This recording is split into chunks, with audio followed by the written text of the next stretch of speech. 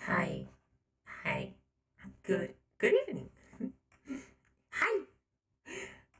I see there's a couple of people in chat. Hi, Boki. The low polish sheet looks good. Yes.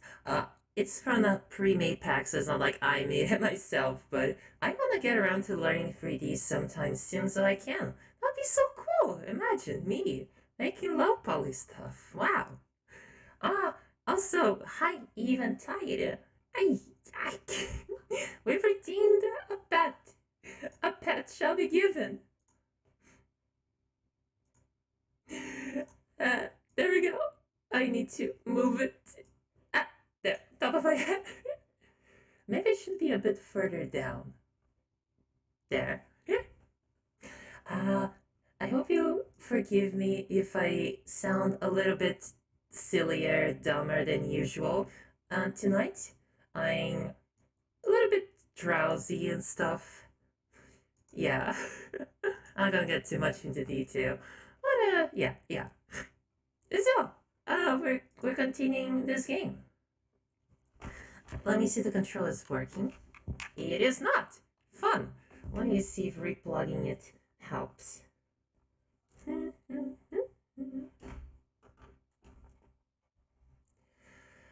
This is 9 hours, 9 persons, 9 doors. I've played this game. I've been playing this game for a couple of weeks now. It's a mystery game. Very good, very well written. It's a little bit hard to keep up with if you're only jumping in now, but I can try and summarize it if someone asks me to. But only if someone asks, because it will take up so much time.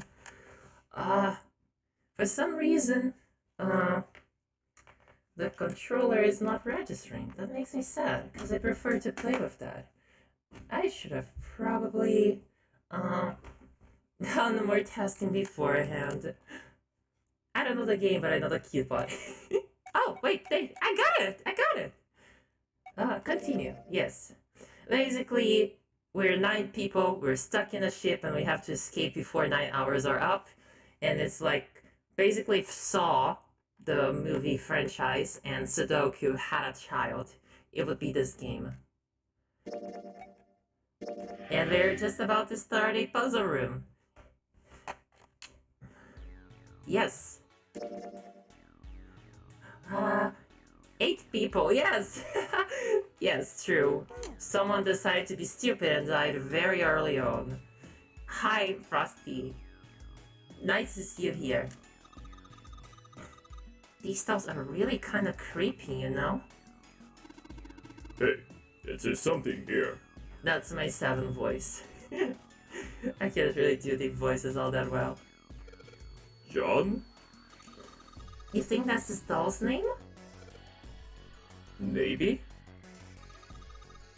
This thing is creepy. I wonder why it's on the bed.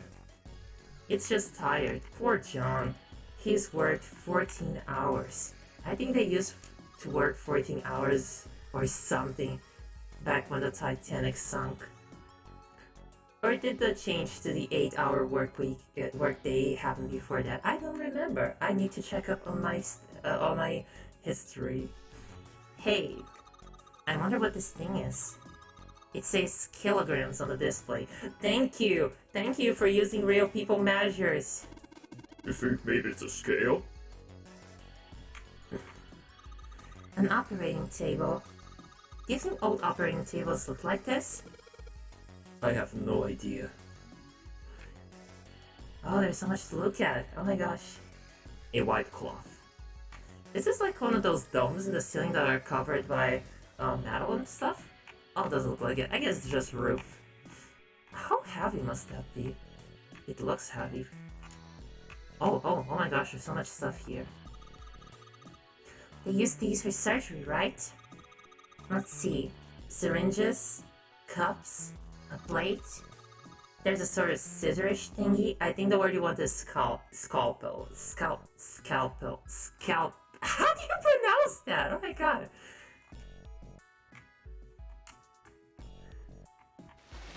Oh my gosh! What happened to her? Where's the rest of her chassis? Another medical mannequin? From the looks of it, this one's a chick. She has a name too. Lucy. Poor thing. Looks like Miss Lucy only has a head and a left arm.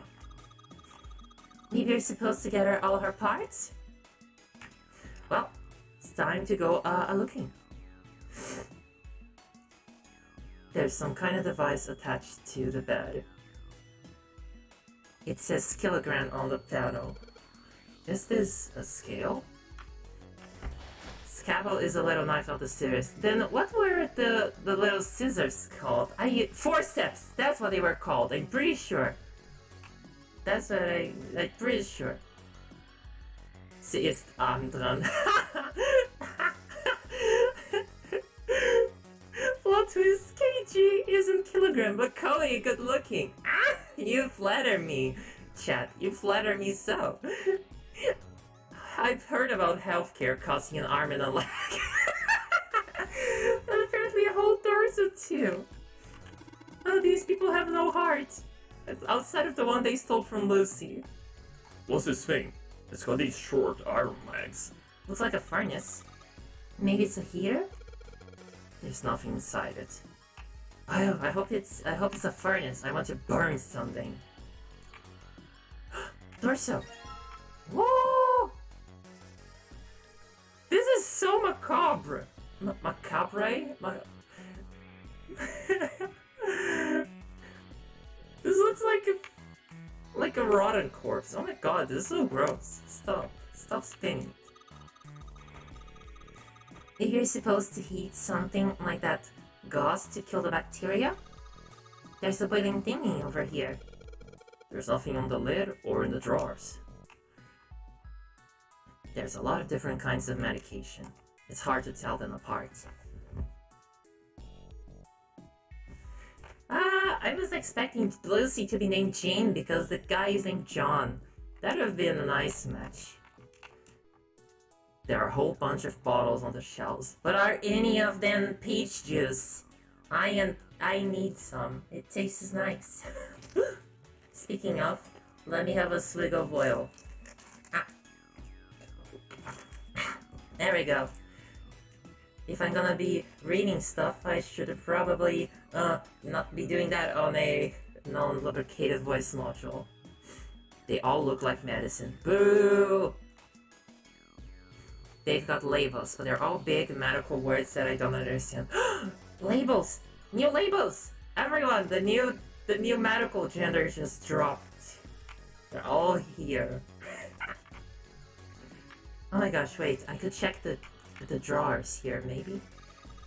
The drawer is empty. Yep, nothing there. Oh, that was a bust. Oh, okay, does this one go back to the first screen? No, not yet. Is this a lung? An internal organ, specifically a lung. Can I take it? A medical mannequin with its guts showing. Ew. Gross. Hey, Junpei. There's a slit in this thing's chest. Yep. Sure is. There's something in there. Maybe we can get it out. Damn it! Stinging thing won't budge. It's stuck.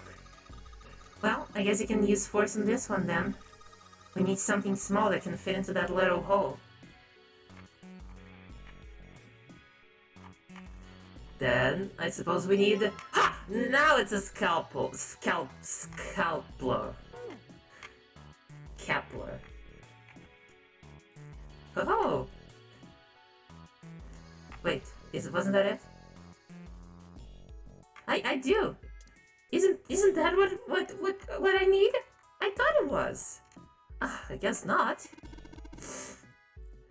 A table with a scalpel and forceps. They're all rusty though. Don't think they'll be real useful. Talk in German. Oh no! I don't know if I'm gonna be able to translate anything because I'm like kind of very droopy right now, but I can try. I have no idea what like a scalpel is called in German though. So, the 1 minute 30. Und los. Ha! Was muss ich denn finden, um weiter mit dem Headset zu machen? Oh, ein neues Zimmer. Und ich habe keinen Schlüssel. Wir können den Schlüssel finden, wenn wir ein bisschen mehr gucken. Gucken? Funktioniert das vielleicht? Lass uns irgendwo anderes schauen. Vielleicht nach rechts? Ist das geöffnet? Nein? Ah, come on. Wir brauchen einen Schlüssel für diese Tür. Und wir haben keine. Wir brauchen so viele. Jumpy, wo gehst du hin? Das ist die Tür, vor der wir angekommen sind, vielleicht? Das einzige Ding da draußen ist die Tür mit der Nummer. Ich bin mir sicher, dass ich dir nicht sagen muss, dass die Tür mit der Nummer nur ein Weg ist. Ein Weg? Ja, vielleicht. So. Was du sagst. Es gibt keinen Grund, zurück draußen zu gehen. Und sie stimmen zu. Toll. ah.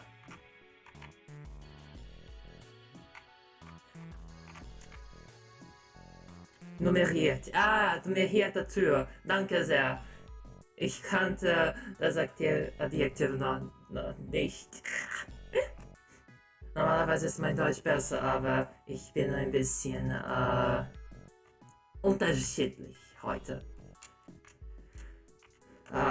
Okay, habe ich alles, was ich brauche? Nein.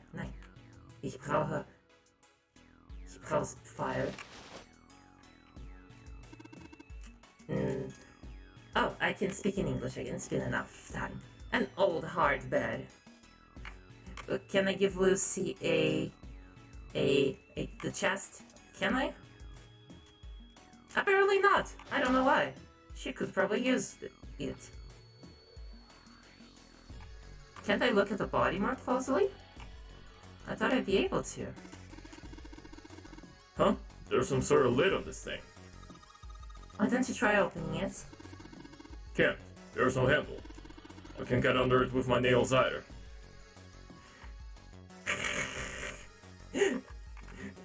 Then we need to find something to bonk it with. Maybe a hammer. Maybe this entire medical mannequin here. If it's strong enough that it can keep the lung in, it's strong enough to be used as a battering ram. Are you sure the scalpel's not it? Oops. How do I go to the inventory again? I guess I can go like this. Where else do I have to check? Oh gosh. I think for avoiding things to sterilize then, I don't think I need to sterilize anything right now. Is there anything here that I'm missing? Well, it looks like a pair of scissors. Oh, right! I could have grabbed the forceps before. That I didn't is silly. No. Thank you. I don't get why I couldn't have used the scalpel. Can I combine the two? Nope. Yeah, that space is for a heart, not for a lung. Come on now.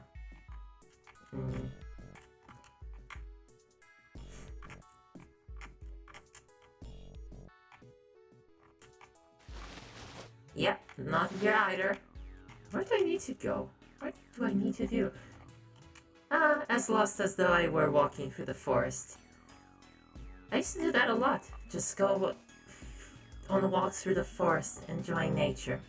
Which might sound a bit silly for a robot, but I swear it was rather enjoyable. Sorry, I'm wandering around a bit aimlessly now.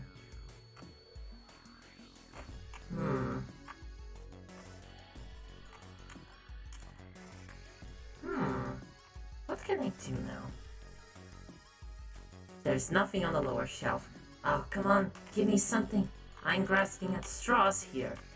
trying to find my way out. Can I look at the little panels? I guess I can't.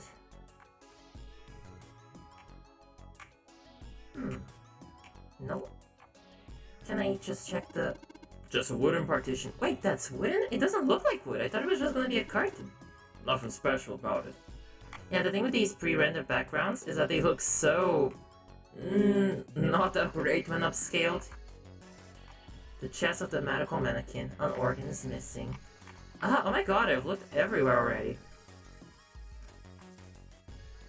John is just lying there. Why can't I get a closer look at John? Maybe I can open this with the scalpel then? Yes, something that looks like a lid on the front of it. Oh, I thought I might have been able to open this with the scalpel. Would it make sense since since Seven can't get his nails under it? I guess that's not the case. Oops. Then I don't know what the fuck to do, oh my gosh. That's a lot of medicine. I wonder if one of these is a laxative. Laxative? How do you pronounce that one? I don't know. Yeah, it sounds kinda gross, but I'm pretty sure every one of us has had the same idea. If we had some laxatives, maybe we could crap out the bomb zero pot in us. Unfortunately... Damn it. I don't know what medicine does what here. Yeah, you need like someone who understands about medicine like Ace apparently does. You know, because he... Laxative, thank you. It's been added to my lexicon. Wait, maybe I can cut the lung? Sounds brutal, but let's try. Let's try cutting this organ with a scalpel. Holy shit! Okay then. Let's try opening a door. Cool! It's unlocked. Alright. Oh! Big room, big room. Let's see if... Huh. A piece of paper. What's this? This is some kind of medical record? Wow, then they shouldn't just leave it lying around. New material has been added to the file screen. Oh. How do I get to the file screen again? Ah, there! About digital routes, the medical record controls during an escape. Escape tips, flowchart controls, calculator controls, yeah, no. Which one of these would be the... Ah, here. A medical record found in the preparation room. It has records for the two mannequins. There is a male mannequin named John and a female named Lucy. The record shows each mannequin's total weight and the weight of their individual parts. Oh, okay, so John has 51.3 kilogram and Lucy has 53.2. Ah, rather lightweight people.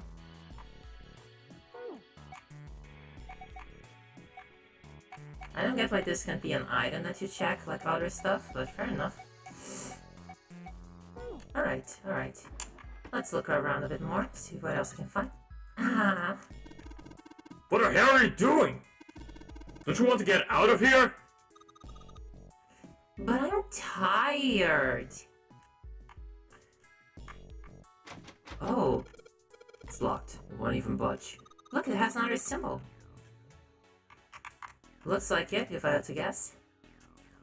Anyone have any idea which planet that is? The white light on the top is glowing. Yeah, but red, blue, and purple ones still aren't lit. Oh. Can I... Okay, I guess those aren't buttons, they're just lights.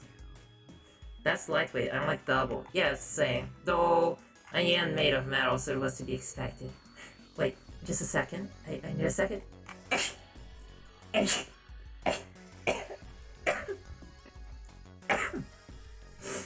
Sorry, I was outside today and there were like so many dandelion seeds floating in the air.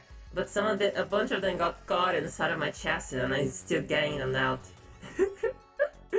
But it looks so beautiful. There was just like dozens and dozens of seeds just floating through the air. It was magical. I loved it. They were also clumping up on the floor and stuff. And I love it. It won't open. Looks like it's locked. Saúde! Valeu, Maíra! Obrigade! Eu não pensei que eu ia ter a chance de ouvir um saúde hoje. Do you think that means something?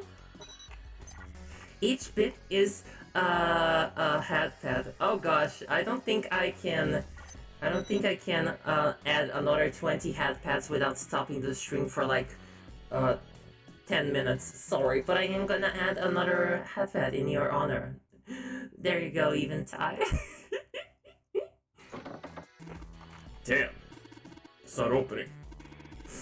Locked, of course. I can't read Russian, Boki, or whatever language this is. I mean, there are other languages that use Cyrillic, so yeah, could be Ukrainian.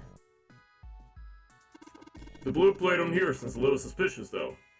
Blue is looking kind of sus! Blue is looking kind of sus!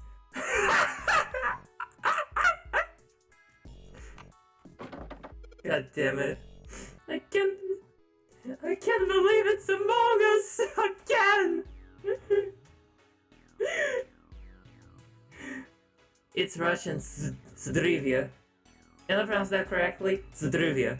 I hope so. Sorry for anyone who speaks Russian. That's probably not good. Maybe I'll get around to learning Russian one day, but first, I recently got a Japanese book. I should make a post about it later on Twitter, and I want to start learning that soon. Yes.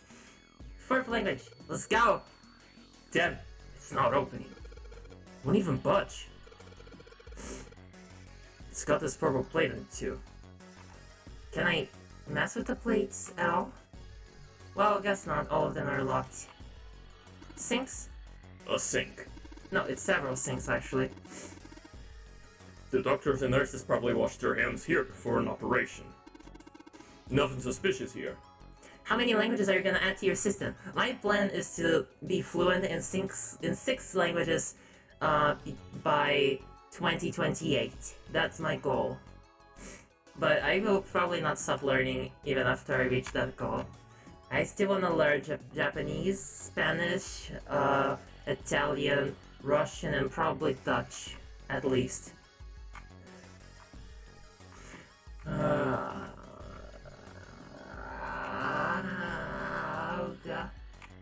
Wait, where am I? Right!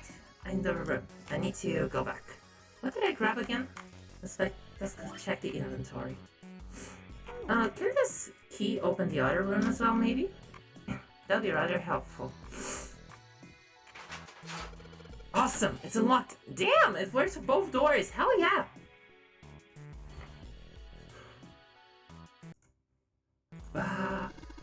Oh, good stuff. Let's go for a drink. What are you talking about? I'm talking about that bottle. It says C2H5OH, right? It's ethanol. That's right. It's also known as ethyl alcohol. It's pretty much what booze is made of. So, you're gonna drink it? I can't exactly blame the guy for wanting to get drunk given the situation. Just give me a second. Never mind. Nah, I won't. It might say that's what it is on the label. There could be anything in there. Yeah, good. Also, knowing this game is probably gonna be part of the puzzle. Junpei, there's a bottle of iron powder on the shelf. How do you know it's iron? The label says Fe. Fe stands for iron, right? Yes, that's a far easier distinction to make in Portuguese, where iron is ferro. Hey, Junpei, you think there are any slugs on this ship? Huh? Well, if there are, I think we could put salt on them. What's she pointing at? The label states NaCl. Salt, huh? NaCl, that's sodium chloride, I think. Do you think Seven would shrivel up if we put it on him? Hey, you say something? You don't want to anger the big guy. Hmm? Something stinks. Hey, I showered recently, okay? Is it coming from this bottle? It says NH3. Well, that of course stinks. It's ammonia. Whoa, this guy knows his chemistry. There's a bottle of ammonia on the shelf. It says NH3 on the label. There's a bottle of ethanol on the shelf. The label says... Oh, okay, that's what we looked at. What's this? Looks like a can with a spray nozzle. It says CO2. No, keep that away from the atmosphere. We've got it bad enough already. So, it's a can filled with carbon dioxide. Hey, Junpei! There's the dihydrogen monoxide on the shelf. Isn't that just water? Why don't you just say water? Oh. Red liquid. Woo! Spin! Blue liquid. It also spin. The box is locked. Looks like you have to enter a passcode on the keypad to open it. I can only enter 3 numbers. E is for enter and C is clear. Once you input the number, press E. If you mess up, press C. Let's give it a shot.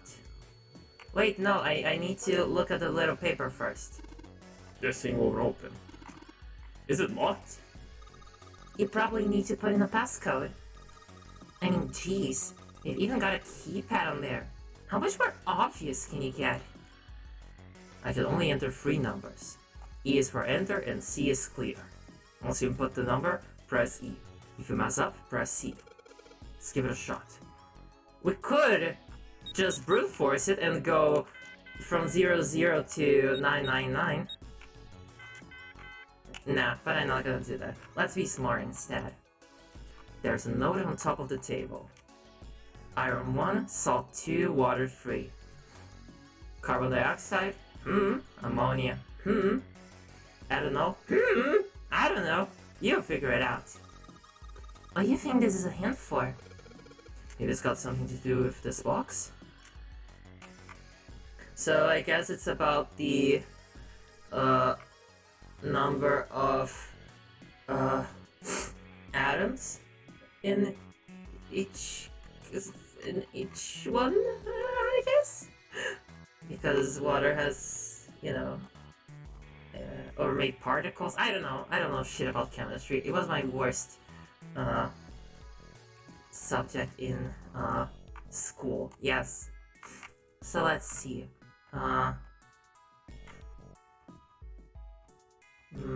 Okay. So salt is 1. No, iron was 1. So let's see. NH3.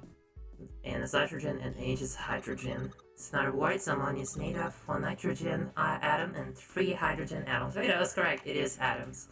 Okay, so we have 4 atoms for ammonia. That would be a 4. Carbon dioxide is CO2, so that would be a 3. And ethanol was... What was ethanol composition again? Okay, that's C2H5OH, so that's 9. C is carbon, H is hydrogen, and O is oxygen. Basically 2 carbon atoms, 6 hydrogen atoms, and 1 oxygen atom. Okay.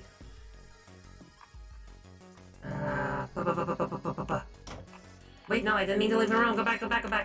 No, bad. So if carbon dioxide is 3, ammonia is 4. Wait, was ammonia 4? NH3. Yes. And ethanol is 9. Then I probably will add them up, I suppose. That would be 3 plus 3, 6. 6 plus 3, 9. 9 plus 4, 13. 13 plus 9, 22. Hopefully, I have the right idea.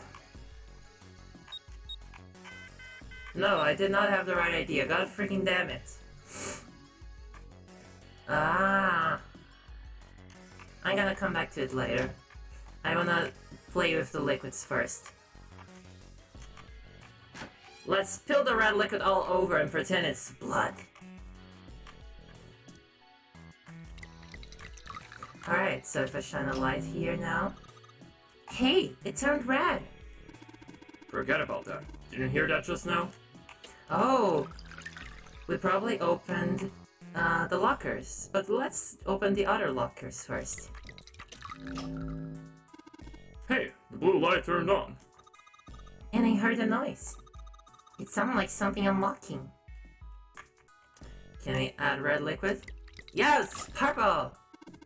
I get it. You combine the red liquid and the blue liquid to make a purple one. The purple light turned on. Right when I did, I heard a noise. What do you think it was? That noise came from somewhere close by. Something in this room must have changed. Alright, let's go take a look. Hopefully, I managed to open all of the lockers this way. Let's, Haha! Leg! Finally! 3 legs! I'm going to win all of the 3-legged competitions. And the 4-legged competitions! They exist, believe you me. A big nose! That's such a fucking big nose! Look at the size of that! Just think of the sniffing you could do here, like...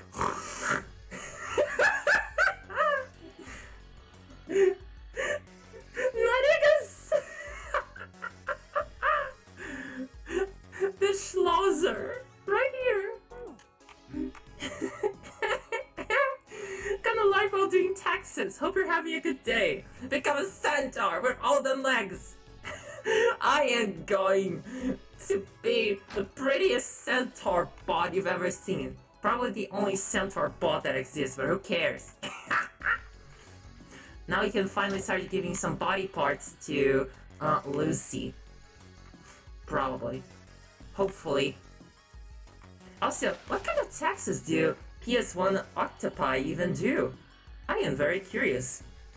$30 a month for using the likeness of Gen 5 games. If you ask me, that tax would be rather retrograde.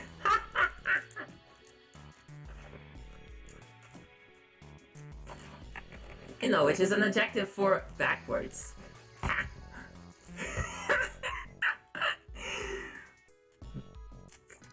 Can I give her the body parts now? An old hard bed. I guess not. There's something that appears to be a scale attached to the bed. Okay, then I probably need to finish the other puzzle first. Hopefully it won't take me too long to figure it out, because, I'm struggle. Iron 1, salt 2, water 3, carbon dioxide, ammonia, ethanol, Yeah, it probably does represent a number.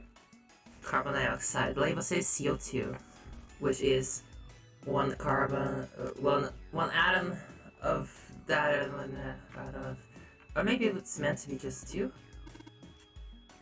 No, it's definitely correct. Yes.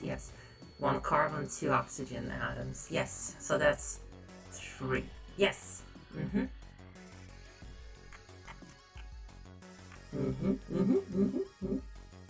So I was right, it being 3.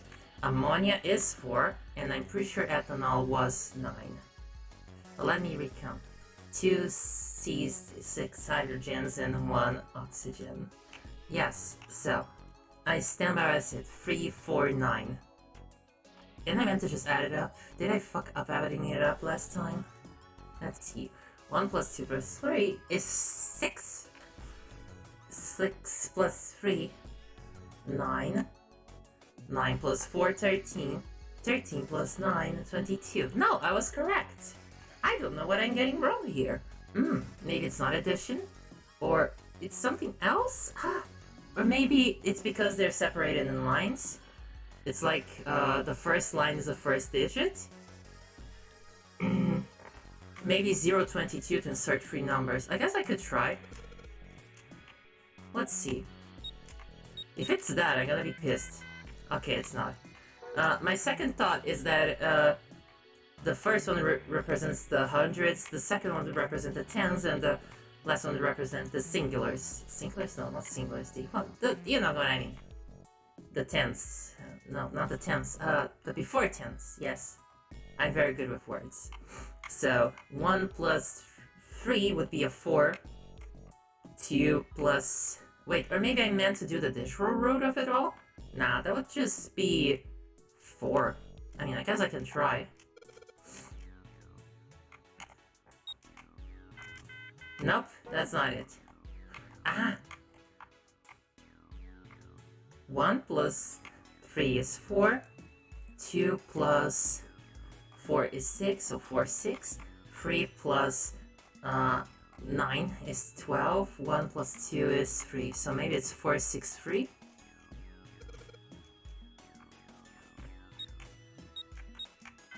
Ah! Caralho! Qual que é a resposta?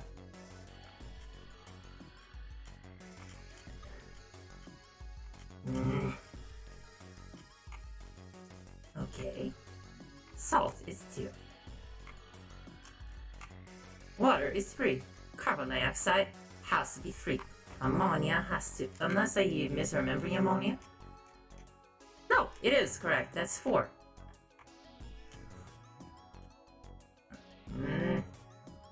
Or maybe I only meant to add up these ones on the right side. So that would be 3 plus 4, 7. 7 plus 9, 16. Is that it? Please tell me that's it. Come on! I'm missing some little leap of logic here. I think. I don't know. Ah!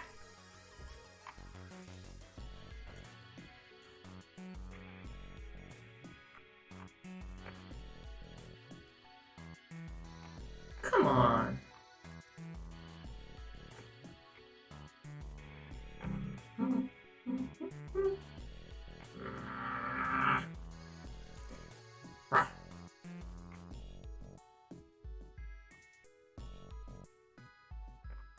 Oh my gosh, I refuse to go for a walkthrough. Eu me recuso a usar o detonado. Eu vou descobrir essa porcaria de quebra-cabeça.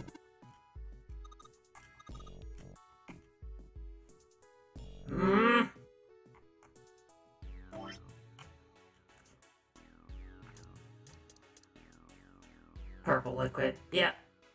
Do I still have any use for the purple liquid? I don't know. Come on. Carbon dioxide. 3. Ammonia. 4. Ethanol. 9. Let me double check the ethanol. 2, 6, 8, 8, 1. Yes, 9. Ah!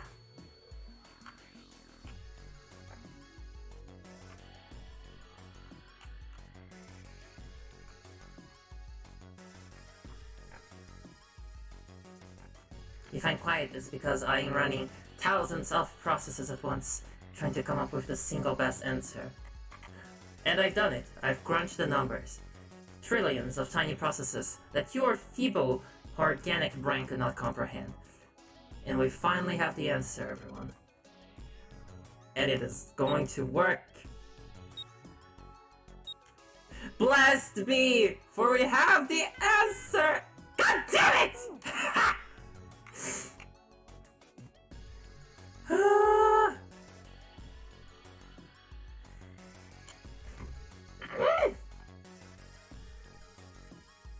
Okay, let's think one last time.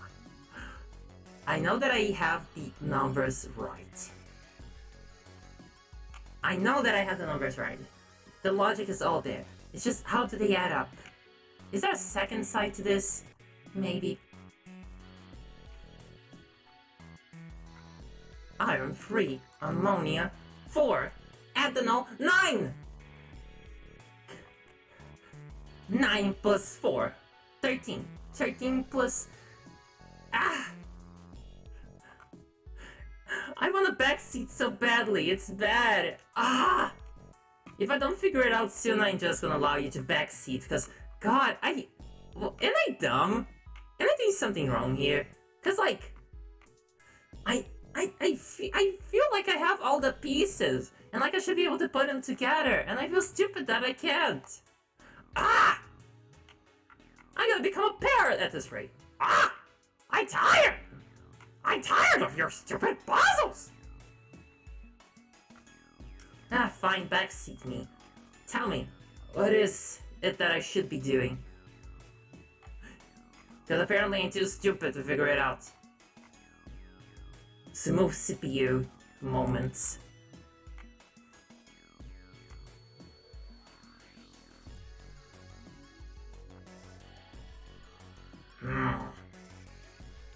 And in the meantime, I am going to have a bit of yogurt. Oh.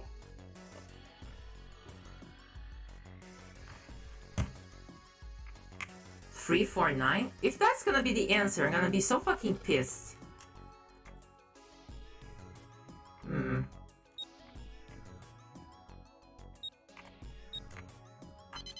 What? What? That was it? You gotta be fucking kidding me! I didn't have to add anything up? Come on! You stupid game! Ah! The worst part is that I tried to add up the lines. If I had just thought that maybe I didn't need iron, salt, or water at all, then maybe I would have gotten it. God damn it! God damn it! Ah! There's something in the box! There better be! There better be, god damn it! An arm so I can wait for help! Please! Accepting help with puzzles! I can give you a massage! Butt massage! Fake heart! That's what the Tin Man wanted, right? In Wizard of Oz. That's what the Tin MB wants. A heart. That's why 1, 2, 3. Oh, I get it now. God damn it. Oh, there's a nya. Nya.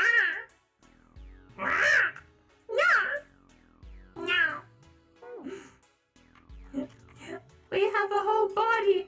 And we have a cutscene! There was a cutscene in the box! Who would have thought? Yeah, I think that's probably best. Clover nodded and left. Junpei was about to follow her when he realized that Seven wasn't following suit. Hey, Seven, what's up? The ceiling is up! It won't be for too long though, given that the ship is sinking. Oops. Oh, hi Vincent! Don't worry about being late. Just showing up at all is great. Welcome. You arrived in the middle of a cutscene. He looked at Junpei distractedly, and then back down at the brown bottle he held cupped in his large hands. Changing your mind about the ethanol? I hope not. We could probably use sober people in here. Is that a medicine bottle? I got curious about it. Here. In response, Seven tossed the bottle gently to Junpei. He caught it and twisted it around to read the label. Ethylene diamine. Yes, that. Thank you. Yeah, that's right. CDT. Oh, is that that sounds like a sandwich name. It's Edama, that one cheese. It's Dijon mustard, and the tea is testosterone. Ah! Oh shit! I'm going to have to add more headpats. Give me a second. I'm gonna have to add new sources to Streamlabs. Add a new source. We're gonna call this Headpat the third. It's somewhere in my assets. Yes, here it is. More headpats! My face is gonna disappear under these hands soon. But it's not over, because I got 2 headpat redeems. So, we must add more. My hair will not survive this stream. Headpat 4! And now I can fucking go. Oh my god, there's another one! I'm gonna have to take my cap off for this. I believe it was... No, that's the glasses! There we go. There we go. Oh, everyone in chat is patting me. I am so happy. This is my life. What is the next one called? Headpat the 5th. It's called Headpat V, like a V for vengeance. Because of the Roman numeral. Oh my god! Another one! Why are you people like this? I can't! I'm gonna have to... Oh my god! One more! Oh gosh. Okay. There we go. There's a 6th one. Wait, I need to rename it. This one is gonna be the Devil's Headpat. Because it's the 6th one. 666. Ah! There's no face anymore. There's just pet. No. Whoever is coming into this string right now. I hope you're enjoying yourself with this beautiful imagery here. There we go. That's kind of evenly distributed, right? I think it is. Maybe a little bit up. I'm sorry, chatbox. You're gonna have to suffer tonight. Thank you, everyone. I'm gonna need to comb my hair after this. No, wait. What kind of medicine is that? It's, maybe it's finally the laxative they were looking for. It's not medicine. I think it's an industrial strength detergent.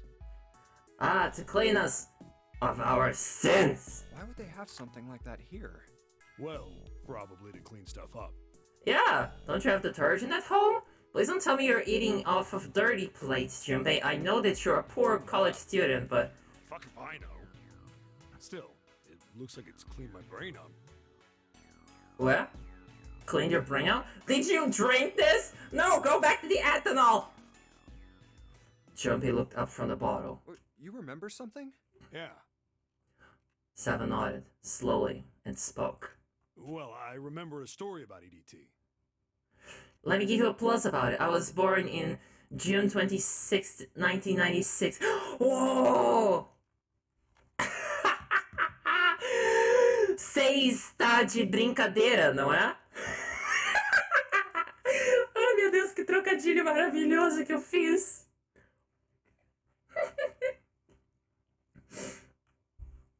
I am younger than you, Maíra. I was born in June of 98. I am 98 child. I mean, just a beautiful little Zoomer bot.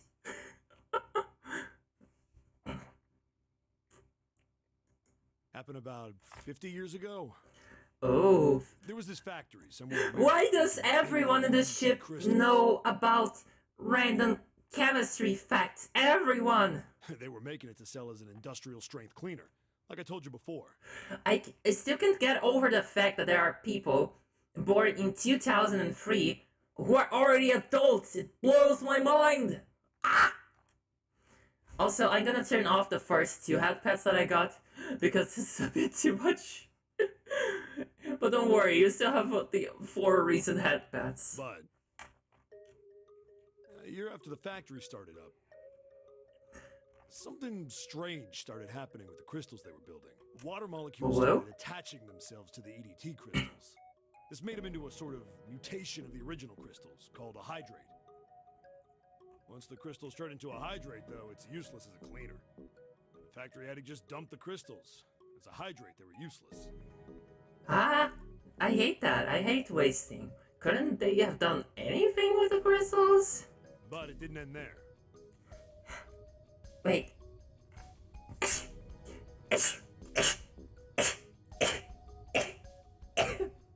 Ah, sorry.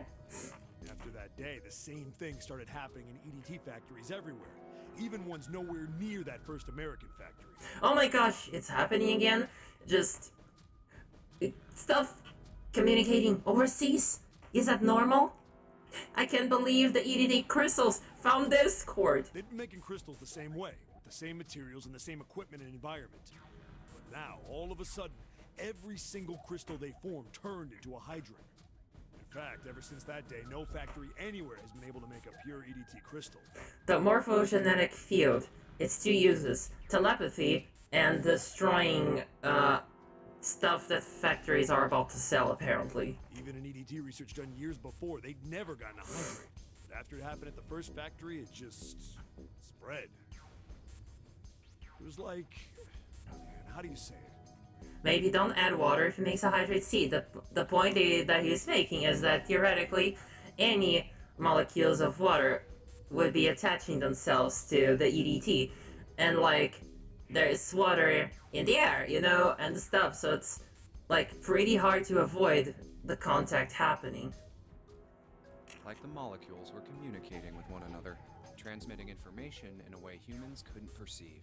This phenomena spread throughout the world, right? And this phenomena was called Twitter. EDT stands for, especially derivative trampolines. Please make original trampolines and stop stealing off of Disney, you cowards. I understand wanting to jump on Mickey's face, but why? Why breach the law? Seven stared at him, dumbfounded. Also, if I sound stupid today, it's because I am stupid. Sorry. Yeah, that's it exactly. But how did you know? Oh, I've been having an interesting I heard another evening in this story, ship. kinda like that one. When? In the freezer? What? The freezer? Yeah, man, when you're about to die, you start having some galaxy brain Yeah, thoughts. June told me. Junpei told Seven the story he'd heard from June in the freezer in the kitchen. How one day, glycerin began to crystallize, and the story of ice that wouldn't melt at room temperature. When Junpei was done, Seven looked thoughtful, and absent-mindedly rubbed a scar on his chin. Ice that doesn't melt at room temperature, huh? Huh, That indeed. sounds familiar? Yeah, hold up. I feel like I can remember something. It's right there. Come on, Seven, you can do it, boyo. Reach deep and find that memory. Seven squinted. His eyes stared off into space as if he were trying desperately to focus on something far away. Do you? Oh, okay. I feel like this is an important one. Do we want to ask about Ice 9 or about the morphogenetic field? These are gonna be different answers, probably. I don't know. Does anyone in chat have a preference? I am taking suggestions. Huh? Huh?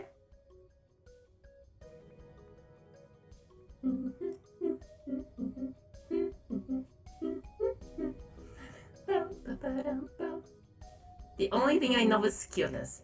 And cuteness is you. Ask about Ice Knight. Yes! The cute bot shall have their answer. Oh, Do you know let's go. about Ice 9? Ice 9? Ice 9. Ice 9. Nice sign. Nice sign. Ice, ice, ice. There are eyes everywhere! Stop looking at me! Ah! Suddenly, Seven's eyes shut open. That's it. I remember now. That woman, she's on this boat. That woman? That woman? Alice! Who's Alice? Come on. The woman who won't melt at room temperature. We also heard about that earlier. Huh? Everything's starting to come together. It became clear to Seven that Junpei had no idea what he was talking about. He ran his hand across his face and took a deep breath. You know how the Titanic sank on April 15th, 1912, right? Yeah? More than 1,500 people died. Worst maritime accident in history. We want to avoid that happening again, hopefully. Though, I think there have been some pretty bad accidents since then. Maybe with less deaths, but like, remember when that one Italian boat kind of just sunk, but also was sinking super slowly, so half the ship was prodding out of the water near the coast of this town? Y'all remember that? I remember that. What about it? Did you hear about the boat that was sent to collect the dead bodies? I think that was the RMS Carpathia, right? Why do you... Why... How... Okay, chat. Do you just happen to know the name of the boat that collected the dead bodies of the Titanic? Because if I can't remember the Costa Concordia's name without asking chat, I'm wondering how these people remembered this. It was a cruise liner, just like the Titanic. No, that was the ship that picked up the survivors. The ship that collected the dead bodies was the CS McKay Bennett. Ooh, that's a good name. The McKay Bennett showed up on April 17th, 2 days after the accident. Alright, they're gonna go to Jeopardy. Let's see. An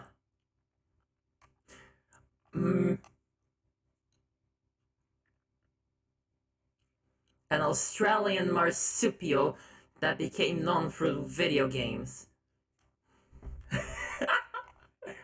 It set out from Halifax, a port in Canada, and recovered 306 bodies. Halifax is such a funny name. It sounds like it's gonna be the name of a company. The Atlantic that far north was really cold. It would have to be for there to be icebergs and stuff. I should probably make the, headpats a bit smaller. There we go, now that looks better. Anyway, the bodies they pulled out of the water were frozen solid. Wow, it was cold after This all. isn't a very nice story.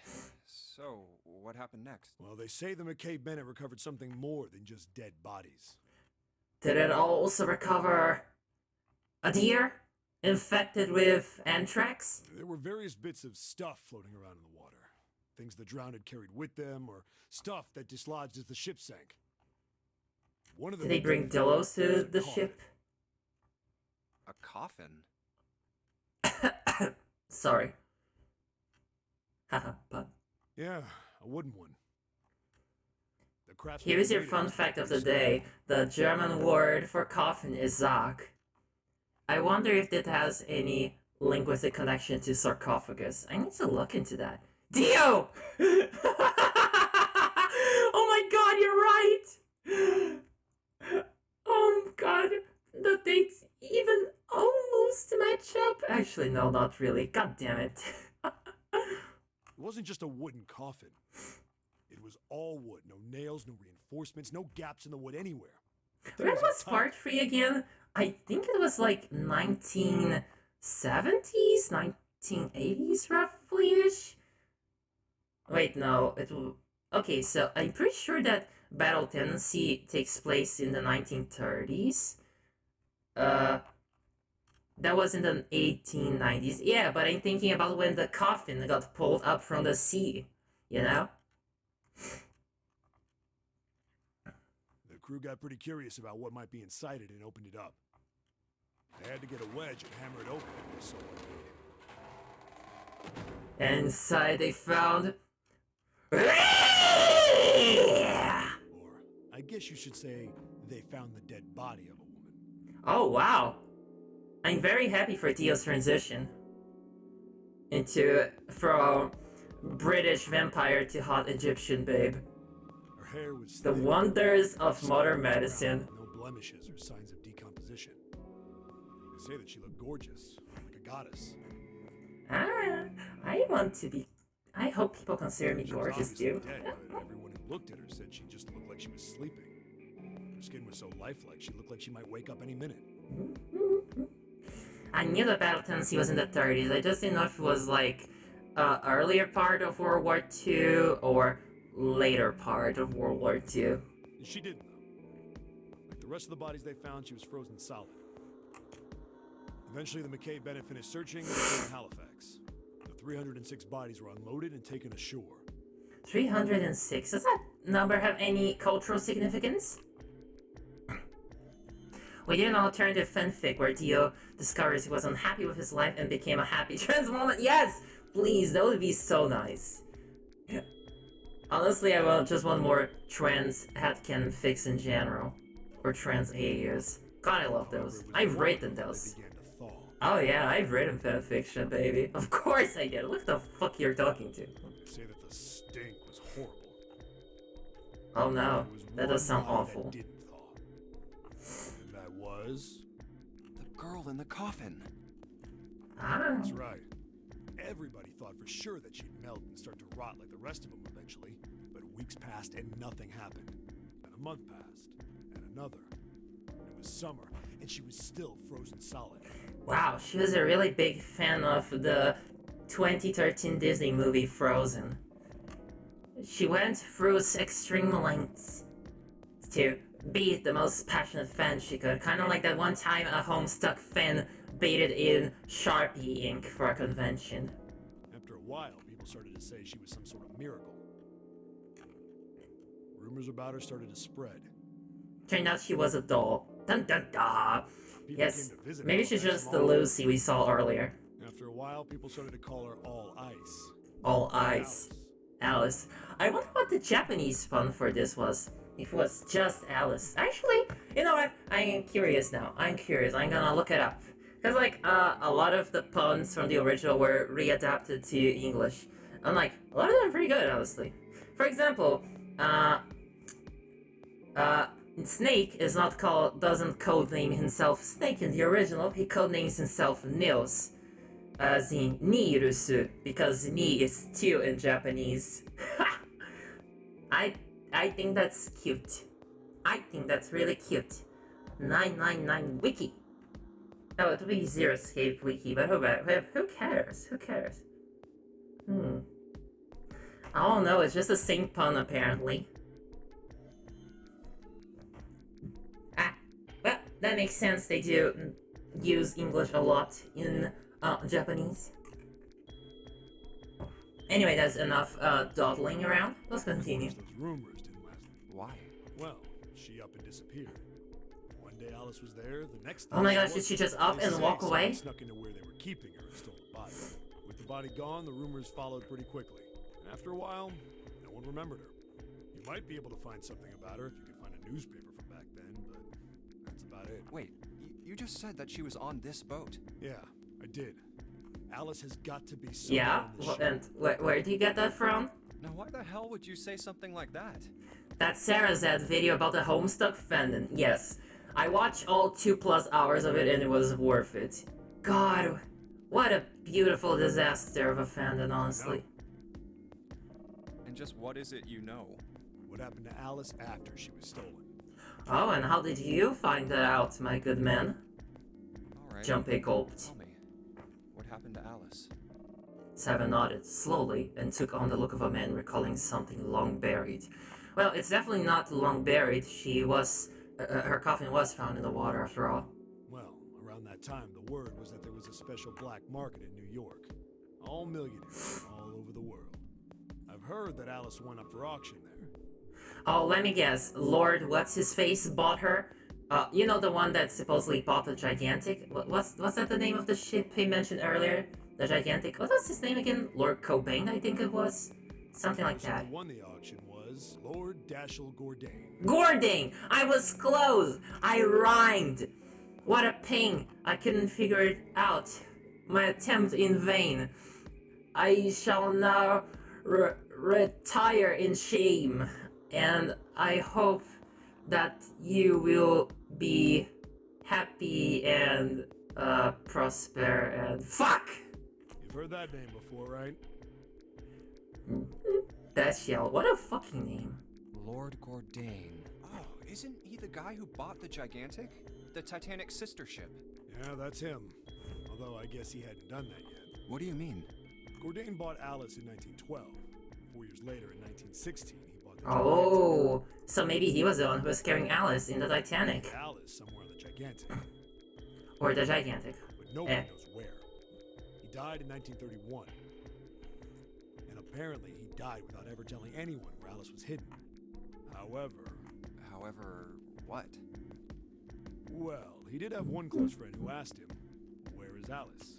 And he said, "Alice sleeps in a small chamber past the Forest of Knowledge beneath the navel of the gigantic." The Forest of Knowledge. What could a Forest of Knowledge be? Maybe it's a, maybe it's like a literal forest, but all the trees have Instagram posts nailed to them. You know, the inspirational kind that's like, I don't know, the last stanza from The Road Less Traveled. Or whatever the fuck that poem was called. What the hell is that? Live, laugh, love. Oh god, I actually have a live, laugh, love keychain, except it's in German, so it's like leben, lieben, lächeln, or something like that. Let me check actually. Here's my backpack. This is where I keep my keys. Where's my keys? Let's see. Lebe, liebe, lache. Yeah, that was close enough.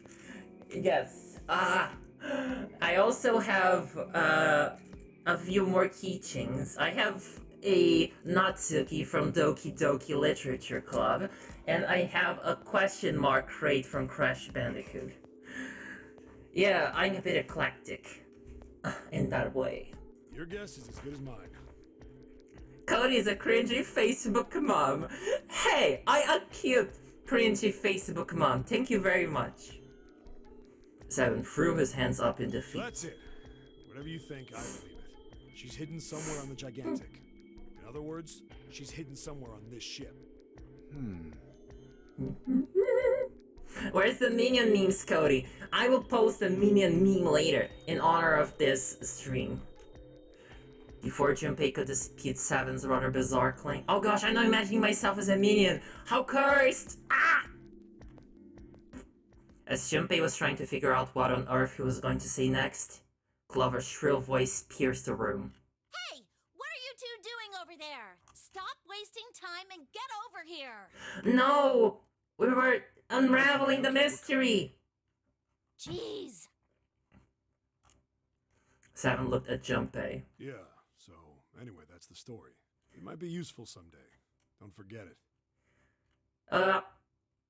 I'm sure that the random history of a mommy who supposedly never melts that happened a century ago will be very important one day. Seed. Oh my god, another head pet! Ah! There we go. Here's another head pet. We're back to 6. Because why not? Thank you, Seed. Welcome to the stream. With that cryptic remark, he turned and left the room. Alice. Huh. Junpei was left behind to ponder what he'd just heard.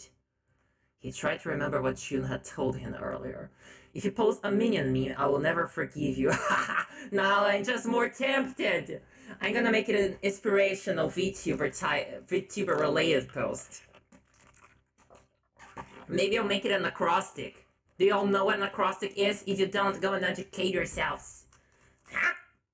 Hello, cutie. You're the cutie for footage deals. That mummy wasn't just a normal mummy.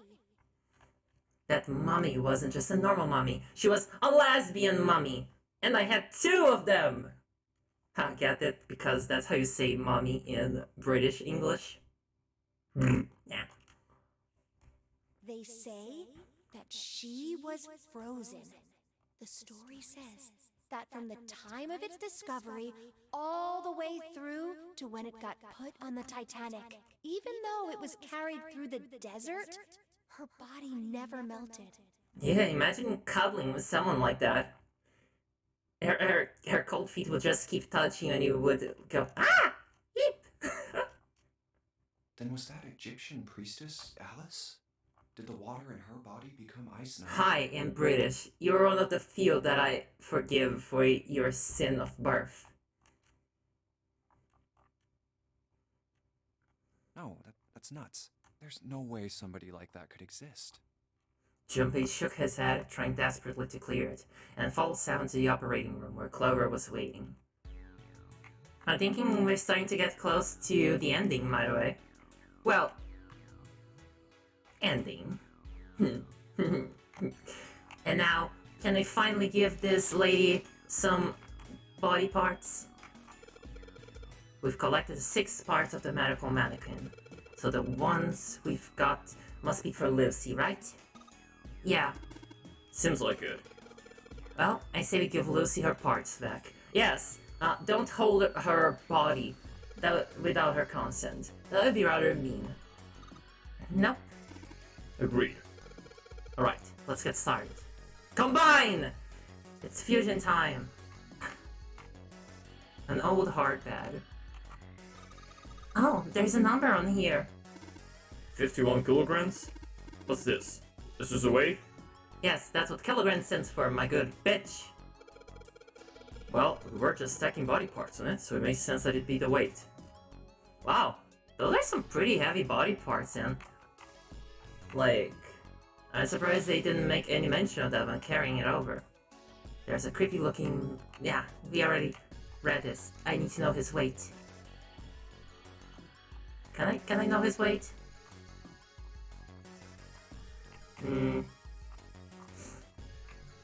What do I do now?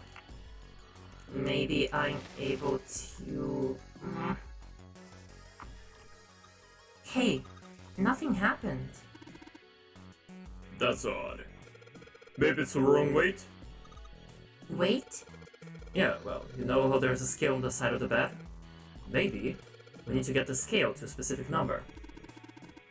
How are we gonna do that? I think we're supposed to swap her body parts with John's. Very smart of you, Junpei. Let's give it a shot. Operating instructions. If only it were so easy to switch parts around. Except it is! For me anyway, because I'm a robot. If I need to change parts, I just need to order a new one from the store. I am infinitely modular. There will be so many Codys that...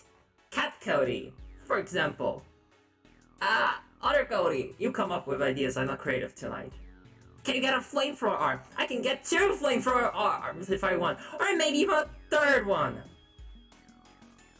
Fire everywhere. But far from the forest, I'm gonna keep it to the Amazon beauties.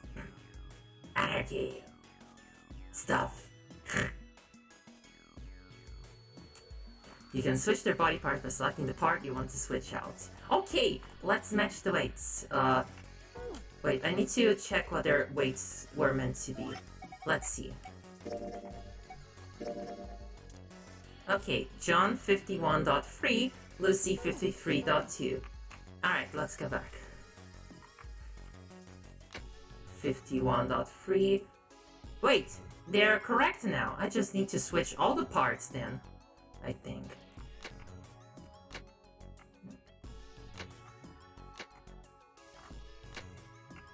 And then switch these back. Yes! Haha! Hey, Junpei! I just heard something! Can I get a bald spot with an integrated toaster under the hat? I mean, making a bald spot would be hard, but I could probably put a toaster if you get the what's under the cap redeem. Is that what you mean? Also, the lid open. Oh wait, then what was the purpose of the scalpel? We never used it for anything, did we? Wait, no, we did. We used it to open the lung, I forgot. Huh? The lid on the scale. Yes, we're done! Let's go. Also, I forgot to read those lines. Whatever. It wasn't anything important. We go. We go. We go. Go. Go. Go. Go. Go. Go. Go. Go. Go. Go. Go. Go. Go. Go. Go. We're leaving. Wait, no. That's not the door I want. I want the chemical room. Yes. Wait, no. I don't want the chemical room. I want this room. The preparation room. Yes. Good. Door. Leave. Yeet. Hey, hold on. Junpei stopped, about to put the key into the doorknob. Oh, what's up? Puzzle games would be much easier if people had the balls to use a battering ram on the door. Unfortunately, they don't really have anything to be using. as a battering ram here. And they did try to throw themselves at some doors earlier to no avail, so unfortunately they're a bit out of luck. Maybe they can use 7. Even 7 couldn't open a door when he tried throwing himself at them earlier. These are some reinforced doors. They're strong doors. They've been working out at the door gym. Look at this knob. This knob has biceps rages. Where's Clover? Huh? Oh yeah, where is Clover? Junpei turned around. Clover was nowhere to be seen. Oh, God damn it. Where the hell did she go? Okay, just hold on a minute. I'll go get her. Sure thing. Let's go find her. Let's go find her. Junpei left 7 at the door and headed back to the operating room. He found her, standing next to the operating table. She was staring at the mannequin. Hey, Clover, what's wrong? Come on, let's get out of here. She didn't respond. Is she thinking about her brother? If she hadn't been standing up and breathing, Junpei might have thought she was dead. What are you doing?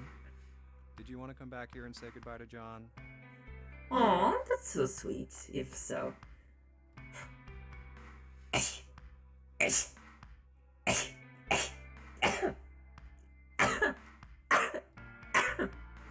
Sorry, I'm sneezing so much tonight. I'm sorry.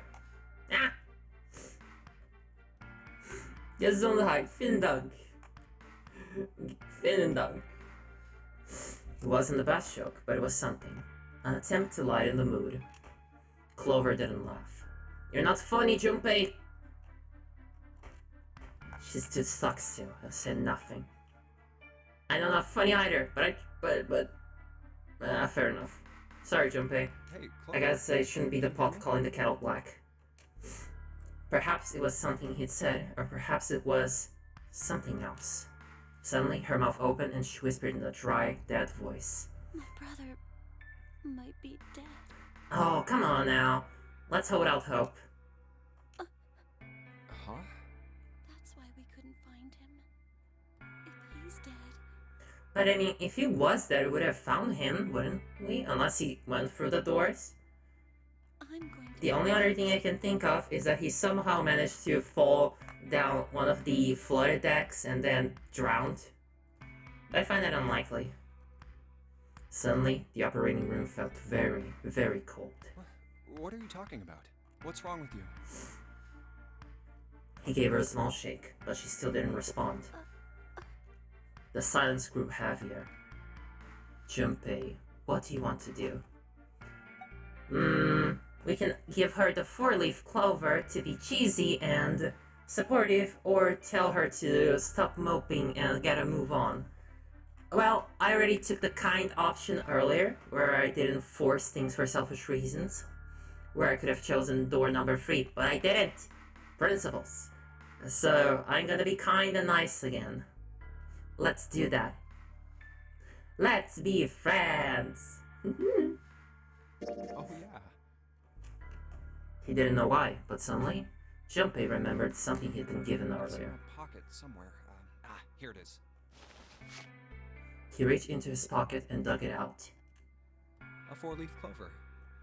Santa had given it to him in the second classroom. He held it out to Clover. Hey, did you know? Each leaf means something. Hope, faith, love, Mm-hmm, and luck. mm-hmm. That's what a 4-leaf clover stands for. Be kind, everyone. That's your CuteBot's mandate. Take it.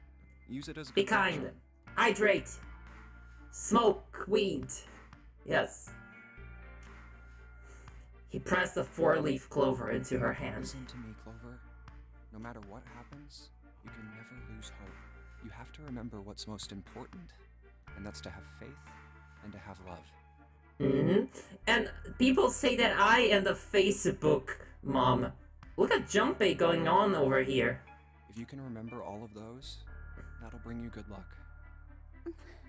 Snake, I mean, your brother, he's not dead. He's alive, somewhere. I'm sure of it. You've just gotta believe in that. You just gotta believe! One of these days I should play Parappa the Rapper on stream, but I got the feeling that I would not be very good at it. I suck at rhythm games.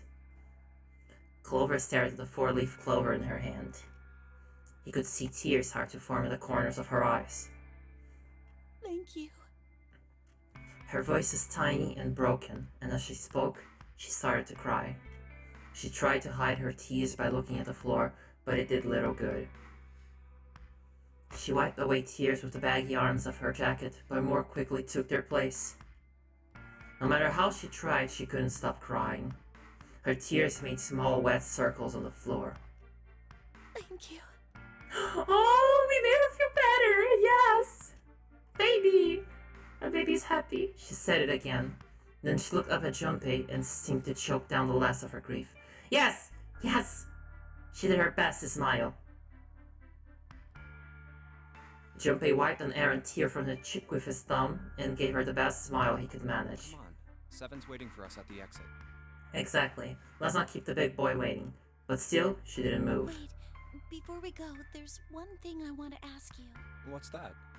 What do you think when you hear the word experiment?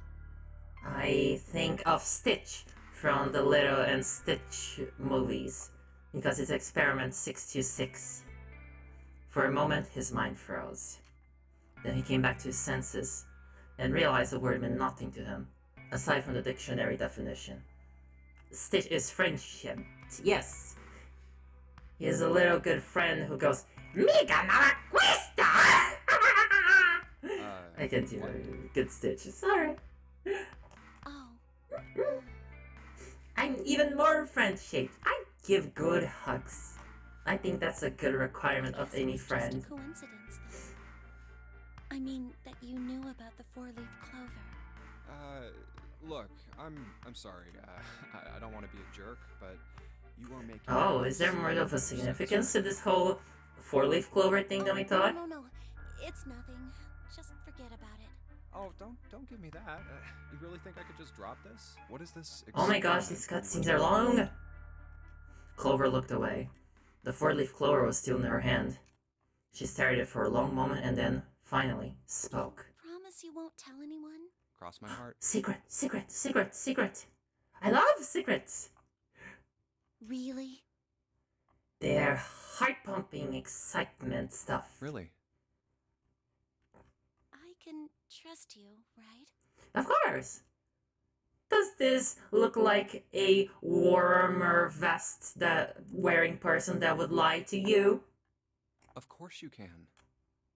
I have a secret. Oh, there's a cute robot with a... What? Who are they? Cute robots. I must meet them. I must meet them so I can learn their ways. Clover slipped the four-leaf clover into her pocket. I'm imagining her slipping a tiny version of herself into her pocket. Her eyes still red from crying, she looked up at Junpei. Okay then, I'll tell you. I'll tell you what happened on this ship 9 years ago. Oh, wait, what? On this ship, what? Oh my gosh, what? Twist, twist, twist. Wait. On this ship? Yeah, this ship. He was entirely lost. He had 1,000 questions, but it was probably best, he thought, to save them until Clover had finished. It was an experiment to test some sort of psychic thing.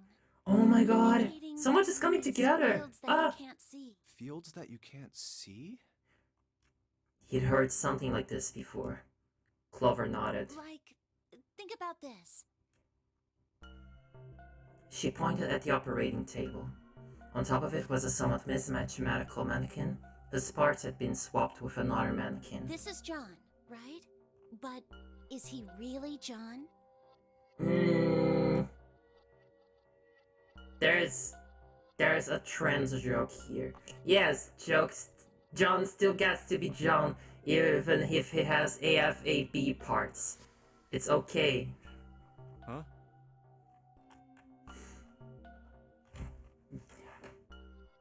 Second. I need to fix something real quick. VTube Studio!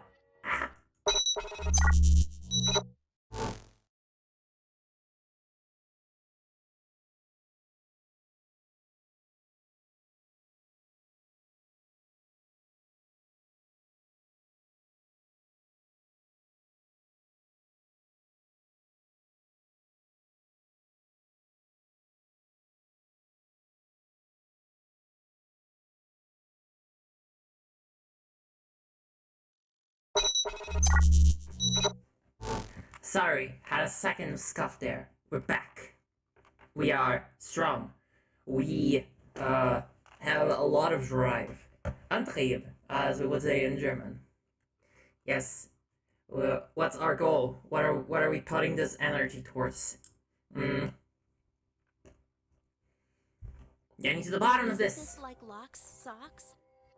Luck sucks, luck sucks, luck sucks, luck sucks, luck sucks, luck sucks, luck sucks, luck sucks. You try saying that 10 times fast. That reminds me of this anime that's airing right now. It's called Odd Taxi. And there's a scene in which the character tries saying Bruce Springsteen 3 times fast, and it's hilarious. Bruce Springsteen, Bruce Springsteen. Oh god, I'm really going off topic. We're already an hour and a half in. I'm sorry. I'm sorry. I say so much bullshit. Junpei grew even more confused. He never heard of either of those things, although they sounded smart. You don't know? You haven't heard of those paradoxes? I have, actually. No? I have. Junpei shook his head. Really? Clover laughed. Okay, well pay attention then.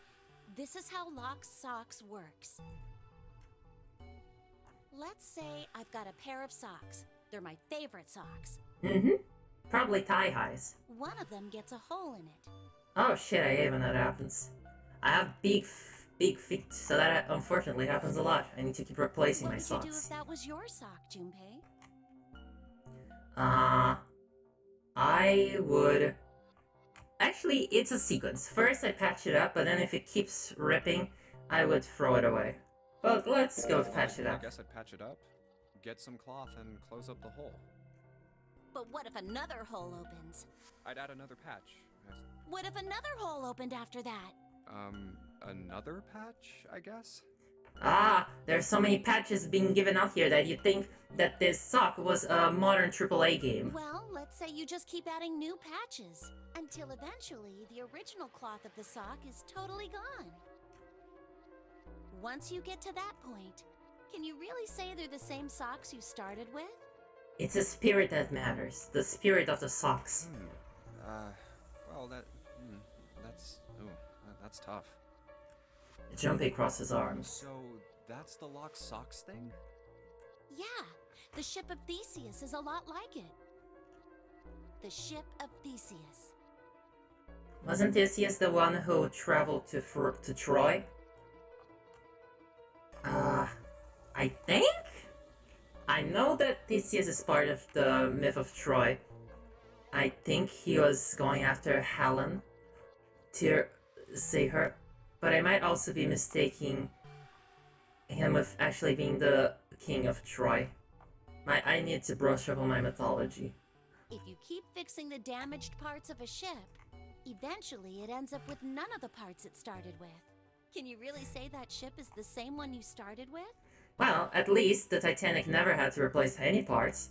It sunk while being very much itself, top to bottom.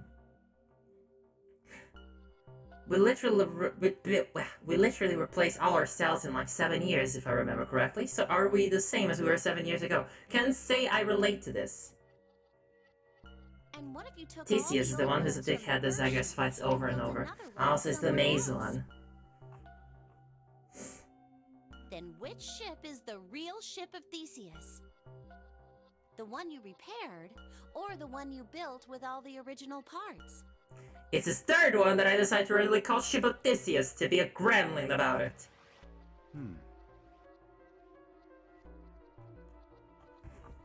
And no longer placating to prior obligations. That's perfect. May you prefer to position yourself to prep your eyes on this precious bots stream this Patterday. Haha, it is a Patterday. Look at all these headpats that I've got going on. I'm just gonna start calling them head Patterdays then. Good. I was calling this a Niner Day before because of, 999, but I like this joke better. It was an interesting question. Clover could see Junpei was intrigued. Hey, do you think it's the same? What's the same? These guys. Is this John? Or is it Lucy now? Junpei looked at the operating table again. A mannequin full of body parts from a different body. Clover had been right. It was just like Locksox and the ship of Theseus. The part of the body that holds a person's identity is the head. Of course, for many hundreds of years, conventional wisdom had held that a man's identity resided in his heart, or any of a number of internal organs. And here, they had both. John's head and heart are both his, but apart from those, and a single arm, the rest of his body was once Lucy's. Was that mannequin really John? I would argue yes. Also, why are we not talking about the arm? The arm is still the same too. I hope John was left-handed. Should be less of a learning curve. I am left-handed, did you know that? She looked at Junpei again. Think about it. Think! Junpei, think! If you replace all the parts, you can say it is the same ship! The cells in our body change every day. Old ones die and new ones are born. Oh my gosh, the game is on to you, Boki. Maybe part of my arm is made of stuff from a fish I ate once. Or maybe part of your right side is made from a cow you ate. Oh my god, it's just like that one character from My Hero Academia. You know the one from the top 3 in the hero course? I don't remember his name. If you take it a little further, those cows and fishes are made from something else too, right? That's how we're all connected. Oh my gosh, this is some new age bullshit. Fields that can't be seen with the naked eye. For fuck's sake, we only have 9 hours. It's not time for existential crisis. We actually have only 4 hours because the 5-hour bell rang earlier already. Cody, my wonderful bot. Monty, my wonderful general. Welcome to my barrack. Enjoy the show. The silence was broken by 7. Hey, what the hell is taking you two so long? Wait, she didn't tell us. 7's head appeared in the doorway. He was not How long are happy. you gonna make me wait? She didn't tell us shit about what happened in the ship 9 years ago. I mean, not in detail. I mean, We don't have time to screw around. there's so many questions here. No! No! Don't plot block me like this. They always talk about the naked eye, but what is a clouded eye? A pirate! Arr, a fake patch! I would really like an eye patch. I'll be Pirate Cody one day, and I'll be captain of my own ship. And it'll be called the SS TUVWX Epsilon Z. XYZ, not Epsilon. This is not fucking German. Stop being stupid. She shook her head. Whatever she had to tell him, she didn't want to tell him in front of 7. 7 seemed to catch on. What were you two doing? Was this some sort of secret meeting? No, it wasn't. We were just Just... playing with the mannequins. Hey, let's play dolls. Huh? Let's go, Junpei. Moving a little bit too fast to be entirely innocent, Clover headed toward the exit. 7 stared after her, then turned to Junpei with an amused expression. Playing with mannequins, huh? Oh no, I think I know what he is thinking. Didn't know you were into that kind of thing, Junpei. Ah! You're a dick. Junpei dashed past him and traced Clover's path out the door. With a short laugh, 7 followed. They stood in front of the door. Junpei took out the Jupiter key. Also, that's Jupiter. I'm gonna Alright. open it now. Is that cool? You don't need to keep asking, just do it, alright? Fine then. Yes, stop being such a bottom, Junpei. Just do it. He slid the key into the keyhole and turned it. He found it unlocked. Oh, door opening animation! How advanced! The door opened with a soft, melancholy creak. Beyond it lay a simple white hallway. There was no fanfare or confetti. Obviously, there was no one there to applaud him. I mean, it wasn't a particularly hard puzzle, except for that one part that was so obtuse. I'll allow this one word, this one time, Vincent. Unsazodor VTuber. It's not even that much of a stretch. There is a lamp VTuber, and I've seen Unsazo art of said lamp VTuber. But there is a limit. They said the sky's the limit. We destroy the atmosphere. All right, let's get going. Hey man, what's up with you? You're so serious, you know? Instead of the mouth moving, it's a door opening and closing, and yes, and the knob can be the hand, so you could have like a controller taped to the handle and moving as they play a game. That's so good. Did you sound more happy? You know, get a little excited? Can you blame us? It's been a pretty rough night. Not really. Junpei turned away from Seven and took his first step down the simple white hallway. Animation. Give me the little animation. I'm going to be next. Clover had told him only a few minutes before that her brother was probably dead, and she was likely to follow him. Like hell I can. Not after hearing something like that. Whew. I found it! I found it! They left the operating room. The hallway took them around several corners and past several doors, but they were all locked. There too, huh? Every Unfortunately. place is locked up tight. Ah, How about that one? what sadness. We can only go so many places. But then again, the last time we had a bunch of doors to open, disaster struck, so maybe it's good that our options are limited. The final door was hidden in the corner of the hall. May as well give it a try. Junpei grabbed the handle. As he made to push it open, a voice stopped him. The voice came from behind him and belonged to neither Seven nor Clover. Whoa? Jumpy! They're here! They made it! He spun around. He saw someone running toward him from the other end of the hallway. There were 3 people coming toward Junpei and his companions. June? And Santa? And Lotus too? They pulled up short in front of Junpei, breathing hard. Whoa! What the hell is this? What are you doing here? What? But we didn't... Before he could finish, Clover spoke. Hey guys! Could you come take a look at this? She was standing near the end of a small hallway that branched off to the right. Friendship ended with June. Now Clover is my best friend. I mean, at least she doesn't tell us as much random bullshit as June does. I mean, sure, she did drop a bunch of trivia on us, but I think that Thought Paradox is less bullshit than whatever she was going on about earlier with Ice 9. The rest of them ran over to her, curious as to what she'd found. Look on the wall here. Is there writing on the wall? Get out! We're trying, sir. We're trying to get out. There's something on the wall at the end of the hallway. It is something on the wall. Ship's interior? It says C deck. So it's the map for this floor then? Haha, with a map we can see deck indeed. Door 7 and door 8. Yep, they both eventually end up at this hallway. And where did door 3 go though? Yeah, isn't that what I said? We aren't going to be split up permanently till we find door 9. We might get separated for a little while, but we'll see each other again.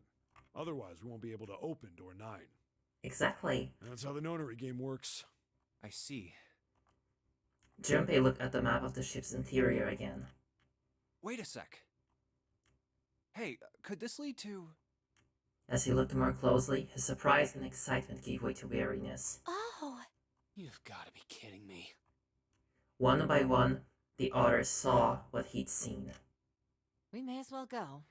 Yeah. Oh no, does it just lead back to the hospital room? They moved as one for the door. Almost forgot. We should keep this. He pulled a map of the ship's interior off of the wall, put it in his pocket, and followed the others. The 6 of them stood in front of the door, arrayed in a semicircle. Santa stepped forward. He took hold of the door and spoke, without looking back at the other 5. Ready? I'm gonna open it. Slowly, all five nodded their silent assent. With a deep breath, Santa threw open the door. It was that door that we saw that was not numbered, I think. They poured through the doorway and into the room. Even without looking around, each of them knew where they were. I knew it. Oh no, we wasted so much time! They were just where the map had said they would be. Back. Honey, I'm home! In the hospital room. God damn it. I see. I believe I understand what you're saying. Oh, Ace is still here. Makes sense. The six of you Don't think you would split into wake two up teams that quickly and went from through doors 7 and 8. the thingy, from the medicine that he used. You solved the puzzles in the operating room and the laboratory. Mm-hmm. And then met one another in the hallway after opening your respective locked doors. He looked like anyone might after only just waking up, but it seemed that his brain was working as well as ever. He had managed to grasp, summarize, and understand each team's report. Ah, smart man. At any rate, I feel a bit silly for my little show of altruism. I know I said I was sure you'd come back for me. But I didn't even like I that. didn't think it would happen so soon, though. Ace shook his head with a rueful smile. Is that correctly? Is that said correctly? Rueful? I don't even know what rueful means. Well, we saw each other again and we ain't dead, so I say that's good enough. Seven smiled. Anyway, I say we get out of this creepy old place. We found the key we need. Right! The key? The key can be used for, I think it was an elevator? Ain't that what I just said? I'm talking about the Jupiter key. We found it in the operating room. Right, Junpei? Yeah. Mm-hmm. Junpei nodded. Oh, the solar system keys. Actually, we found one in the laboratory too. Here. Oh. The Earth key. So it wasn't a complete loss. Lotus dug out a still warm key with an Earth symbol on it. I might lose it. It's probably better if you hold on to it. That way it won't be my fault if it gets lost. Yeah. On it. And with that, she pressed it into Junpei's hand. Okay, lady. I guess you dislike responsibility. Fine. We will take it. I am a very responsible what? I cleaned my room today. I tend to do that pretty often, but hey, still. My dad isn't cleaning. And the blanket is folded.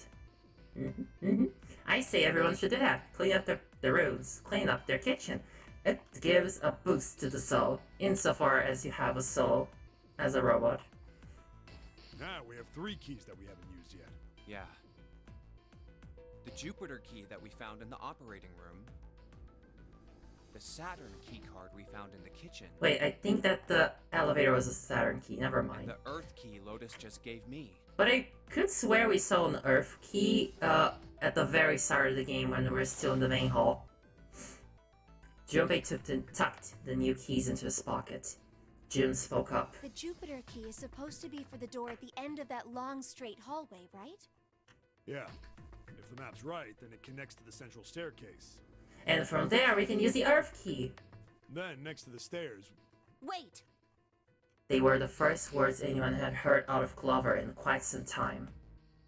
Her face suggested they were going to be very happy words. What about door 3? look, you saw the map, right? It's the same as 7 and 8. You just lead us back to the big hospital room. Yeah, that'd be a bit of What's on the other side? quite a waste of time. There is a point. At least there is for me. There were tears in her eyes, but she glared at Seven as hard as she could, just the same. She looked very much like a frightened puppy. Cody, I've been doing a few emote tests these days, and I felt like making one of you as fan art. I made one just now and I can send to you. Ah! Valeu, Maíra! Pode me mandar sim. Muito obrigado. That's very nice of you. Ah! I always so humble when people make art of me. It doesn't happen too often either, so it's like, oh my gosh, it really makes my day. You people are beautiful and nice to me. Unfortunately, I already have emotes commissioned. Otherwise, depending on how the one you make looks, I might want to commission them some from you. Speaking of, I think the emotes that I did commission should be done relatively soon. Last I checked on the artist's Trello, last I checked on the artist Trello, it was like 90% done or something. So you people who are subscribed, keep an eye out. Also, the wink worked first try this time, yes! Let's try again. Damn it. I guess I wasted all my luck there. There wasn't a man alive who could have resisted those eyes. Seven looked everywhere in the room except at Clover, and muttered and coughed apologies under his breath. I just mean all of you, even if not flattery. Second. What's with me today? Oh my gosh, I can't stop sneezing. I just made art of you. That's 2 pieces of art one day. Gosh. So much kindness from you people. When I said be kind earlier, I didn't necessarily mean it had to be towards me, but thank you. Clover nodded once. The next person to speak was Ace. Very well. I'll be coming with you then. Well, let's see. To be able to check door 3, they need a digital root of 3, necessarily. Very necessarily. So that's 1 plus 4, 5. To get to a digital root of 3, they need 7. Because then that makes it 12, and then 1 plus 2 equals 3. I've had a nice long rest. I think it's time I was up and about again. So 7, you'll help me, won't you? Haha, I was right. I did basic math. Junpei did the calculations quickly in his head. 4 plus 1 plus 7 equals 12, equals 1 plus 2 equals 3.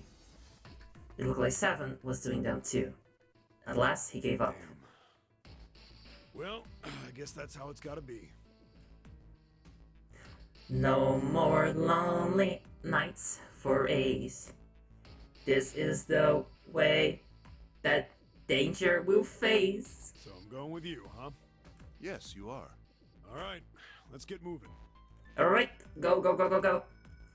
And so was decided that Clover, Ace, and 7 would discover what lay beyond door 3. Wow, look at the difference in Okay, this. we're heading out. Between the sizes of these hands, damn. Be careful. Whoa. Didn't think I'd be hearing that from you, Lotus. Don't let it go to your head. I'd be in trouble if the 3 of you bought it. The rest of us can't open the 9 door. Ah, the truth comes out. Haha, always such a delightful person, aren't you, Lotus? 7 nodded, as if this answer made much more sense, and pulled the lever on the red. You have fun with what you're gonna be doing. We're off. The door opened, and Ace, Clover, and 7 jumped through it. 6, 7, 8. After exactly 9 seconds, the door closed noisily. Alright, we should get moving too. Huh? Yep, Get moving. Where are we going? everyone except Lotus seemed rather Well, confused. it would be a waste of time to just sit around, wouldn't it? Let me explain. Oh, I get it. We're gonna see if we can get anywhere interesting with the Jupiter key. Good people. Yes. If we're lucky, we might find Be Snake. smart. I don't have any idea how Snake would have gotten through the Jupiter door, but sure. They were at the end of the hallway lined by individual hospital rooms. And here's the Jupiter symbol on the keyhole. Alright, Junpei, open it if you please. Yeah, on it. Junpei pulled the Jupiter key out of his pocket and slid it into the keyhole. He twisted. Imagine Junpei twisting his entire body inside of the key, though. With a nice sharp click, he felt the door unlock. Junpei sucked in a breath, held it, and opened the door as quietly as he could. And we've come full circle! We're back here! Woo! Inside was exactly what he expected to see from the map of the ship's interior. They were in a tremendous hall, almost like a ballroom, with a massive central staircase. Great, back to the beginning. You sure this is a good idea? What do you mean? Well, we already searched every inch of this room, didn't we? I'm asking You're forgetting you, is something there a reason important, to turn Stanley. back here? You Wall Street bats, dumbass. Of course there's a reason. Man, sometimes I can't tell if you're smart or just lucky. Well, he does hate luck, so I would doubt it. This. Junpei pulled 2 things out of his pockets. The Saturn key card. And the Earth key? I'm lost. Santa cocked his head to one side, like an inquisitive bird, and looked at them. Oh, he's like a little puppy. Adorable. After several long moments during which it became apparent that Santa had no idea what the cards meant, June took pity on him. Don't you remember, Santa? On C deck, where we are now, there was a big elevator behind the stairs, remember? Yeah, And next to the I do elevator, remember. there was a card reader with Cody a dot Saturn String symbol. remembers. And on A deck, on the door to the left, I knew it, I remembered it. Haha! there was a keyhole with the Earth symbol on it, I think. So, the two keys that Jumpy has? Should let us use the elevator and the door on A deck. Huh. Now I just need to Yes, choose which that's one to do right. first. Oops. June smiled, pleased with herself. So did Santa. Alright, I got it. Let's get started then. What do you say we split into 2 teams? I'm not sure that that's such a good idea. Lotus and I will search the Earth one, so you two can search Saturn, alright? Oh, letting the Sounds couple good. alone, Then that's you guys cute. should take this. We've been far apart for too long. June! June! Come back to me. Junpei handed the Earth key to Santa. They decided that their initial search should be brief. We have no idea what's on the other side of these, so don't go too far. Just search for 10 minutes and come back. Plan decided, the two teams split it up. I don't like where this is going! Junpei and June headed for the elevators. There's a card reader next to the left elevator. Then let's This is try a out new the track. Saturn key I don't think we've heard this one so far. Now let's try out the... Ah, wait, he already said it. A light on the upper left corner blinked to life. Great! It looks like it's working now. All right, now how do I call the elevator? Elevator! Come here! Good boy!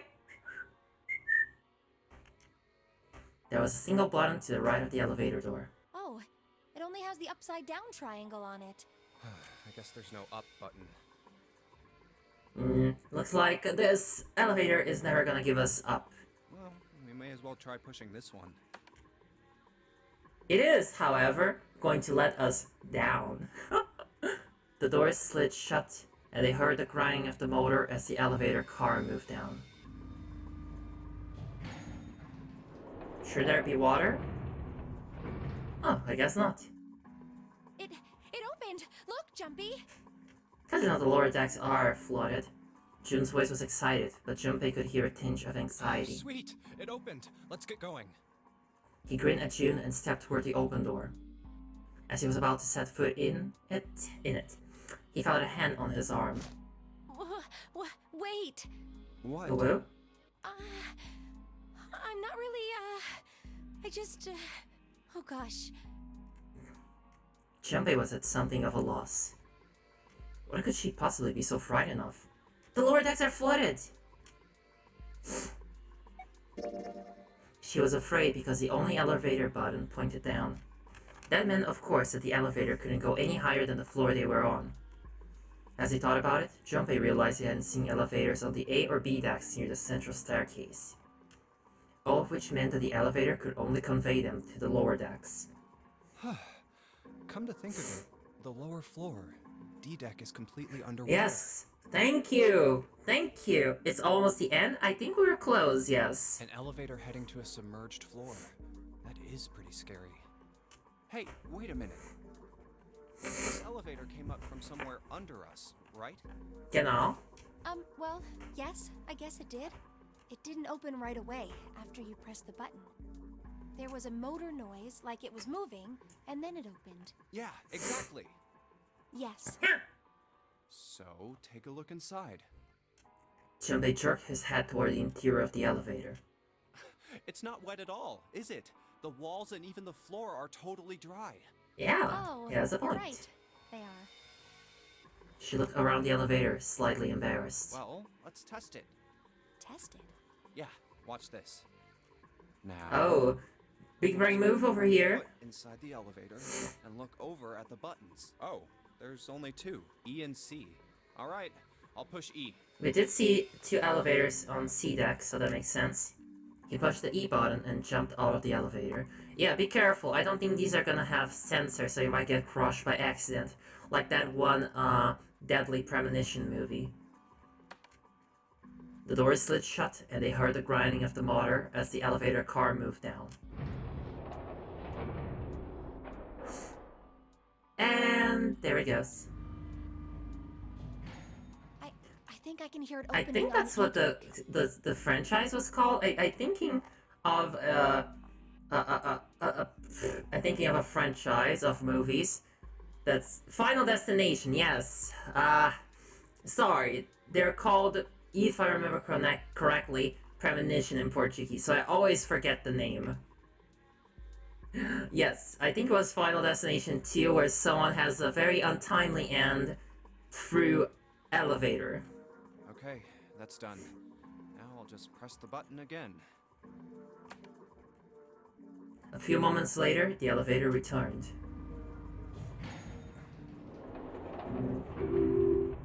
And the water! Unless the button is lying and it didn't actually go to E deck. See? Junpei couldn't resist puffing out his chest. Just a little bit. I can assume it was proud, but they forgot to type proud here. June, however, still looked confused. What does that mean? How can E deck be safe if the D deck is full of water? Well, here's what I think. The elevator shaft and E deck must be watertight and separated from wherever the ship's been punctured. Oh, makes sense. Let me show you. He pulled out his notebook and pen and sketched out a rough illustration. I see. So is that why the ship hasn't sunk? The shape of the inside keeps it all from filling with water? Yeah, then it doesn't get that heavy. Yeah, I think that's what's going on. Junpei continued talking as he closed the notebook and slipped it back into his So I'm pocket. gonna go down and check it out. You stay here, alright? What? No, bring her with you. But... This is gonna lead to trouble. Come on, Bad idea, let's do bad it. idea. He gave June's shoulder a reassuring squeeze, then hopped onto the elevator. He pushed the E button, and the door began to close. Yes, do take me to the E. Transform joke. Enjoy it. June looked worried, her eyes darting back and forth as if she was trying to make a decision, when suddenly... I'm coming with you. Yes, good girl. Good decision. At the last possible moment, June dashed forward, turning sideways just in time to slip through the gap between the closing doors. Hey, wait! Wait, didn't he say there were only 2 buttons? Why does the art have 6 of them? Junpei jammed his finger against the open button, but it was too late.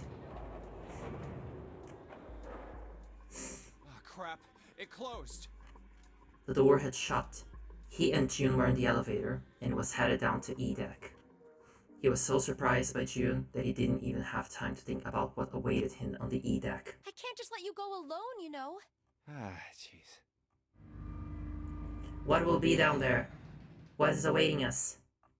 The elevator stopped, and the door slid open. Somehow, this ship just keeps getting grimier and grimier, and I hate it. Tentatively? Is that correct? They tentatively stepped out and looked around. Looks normal. No fish going about their fishy business, or jellyfish floating lazily through the water. There was, however, a blowfish, or at least something that looked very much like one. June's cheeks were puffed out, and her mouth a tiny, intense frown. Oh, knock it off. It's just like I thought. This part hasn't flooded. Come on, just look around. There's Ha, no I will water not here. be scared. I don't need to breathe, and I am IPX8. I can be submerged tentatively.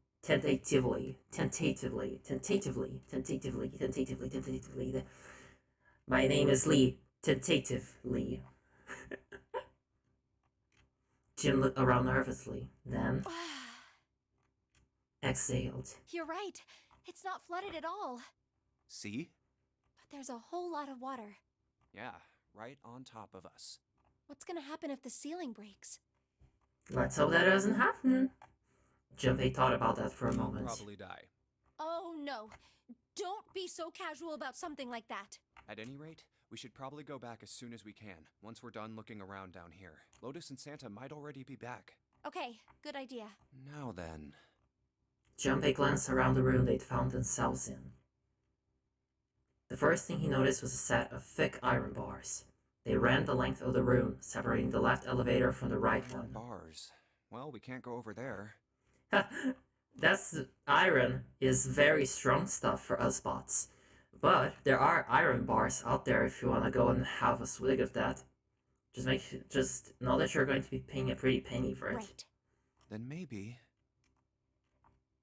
In the corner of the room that housed the elevators, Junpei found an opening. Well, He walked up to it and stuck his head around the corner.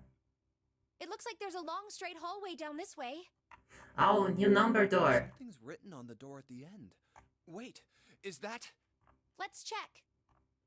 Junpei and June set off down the hallway at a brisk clip, somewhere between a run and a jog. Before long, they found themselves in front of the door.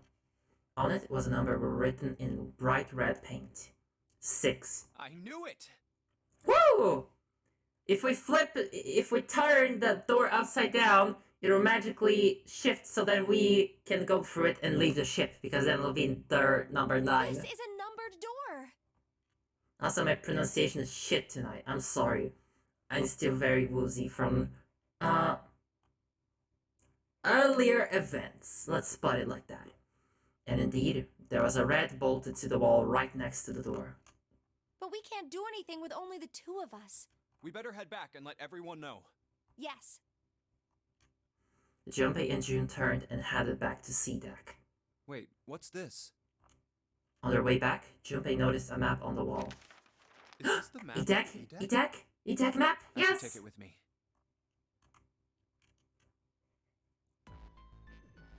Huh, Yay, they're you guys okay. found door 1.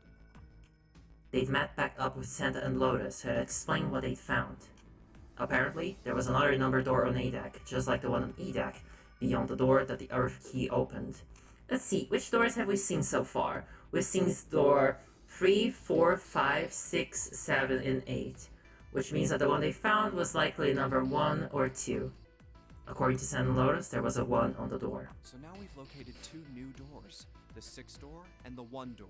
You know, it is interesting that E-deck wasn't flooded. Lotus is quiet for a moment, lost in thought. Well, we don't really know if all of E-deck is safe. We only checked the area around the elevator. Even so, it's still very interesting. I You agree. said the 6th door was there, right? Yes. Then that means Zero planned all this out, even the sinking. That would have meant some pretty serious remodeling of the ship's interior. And also so many physics calculations to make sure this shit would work out that I don't even want to begin imagining the scope of the project. It's pretty mind-blowing when you think about it. Yeah. I wonder how long it took. I can't even imagine how much it must have cost. Also, waterproofing the entirety of E-deck. Can you imagine how much money it would take to insulate? Oh god. Would have been a ton, that's for sure. Well, that does go along with what Ace was saying. I'm enjoying the Headpats. The most reasonable explanation would be that this was done by some organization with access to a whole lot of cash. Makes sense. Yes, it does make sense. Or, Bruce Wayne has been very bored and got a sadistic kick recently. That thought made them all go quiet for a moment. That's not being quiet, they're humming. June bit her lip while Lotus sighed softly to herself and Santa cracked a stiff neck and stared off into the distance at nothing. Has the bell rung again yet? Yeah? I don't think it's a very good idea to stay here. Neither do I. June looked up at Junpei with large pleading eyes. You're right. Ace and his team might be back already. Well, Junpei and I should be able to open door 1. Huh? You guys leaving me behind? Yes. Got fucked, Twink. Just kidding. All right, let's go. That's mean. That's mean. Lotus's words were all the impetus they needed. Back to the large hospital room they went.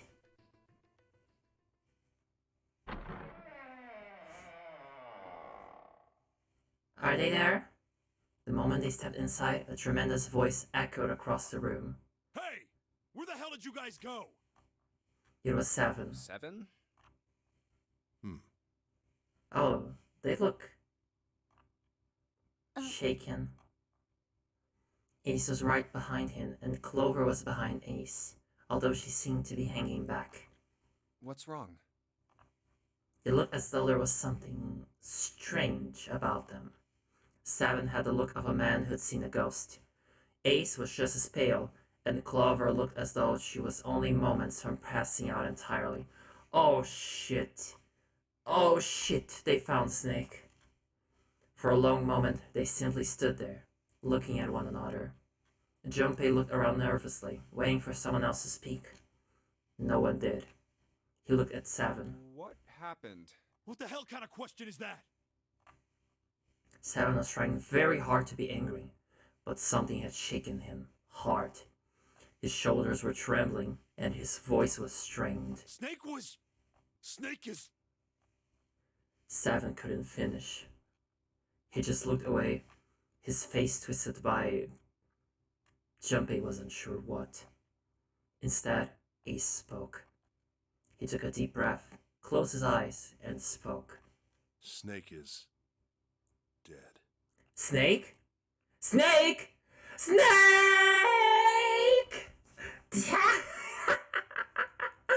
Okay, but no, this sucks. F. He died, just as the ninth man did. Wow. It was as if all the air had suddenly been sucked out of the room. Oh fuck, this is such a good track. This is one of my favorite tracks from the game. It always makes me feel chills and terror. Junpei felt his heartbeat quicken, and he realized he was having trouble breathing. Yes! What? Sure! Sure thing, Vincent. Another Headpat. What a great, lighthearted moment for that, right? We call this Headpat. This is the 7th Headpat. What will we call it? Do I have any good puns? The Lucky Pat, because 7 is a lucky number in some cultures. There we go. This one will be a tiny hand. Tiny baby hand. Patting my braid. Thank you for your redeem. It's appreciated. There we go. He could feel cold sweat beading on his forehead and neck. June, Santa, and Lotus looked the way he felt. All three were frozen in place, their faces white. Oh my god, that's not true, is it? We should make sure. Yeah, right. We should. They nodded to one another and headed for the number 3 door. Wait, not that way. What? Why not? They stopped short and turned to look at 7. He was pointing at the door with no number. I stuck a screwdriver in there to keep the door from closing all the way. Ah, smart! Very smart! It's not locked, so you can go in that way. Wait a second, I need to move the lucky pet a little bit. Where This looks so stupid. I love you people. The shower room, on the left side of the hallway. I put a broom in there too to keep the door open.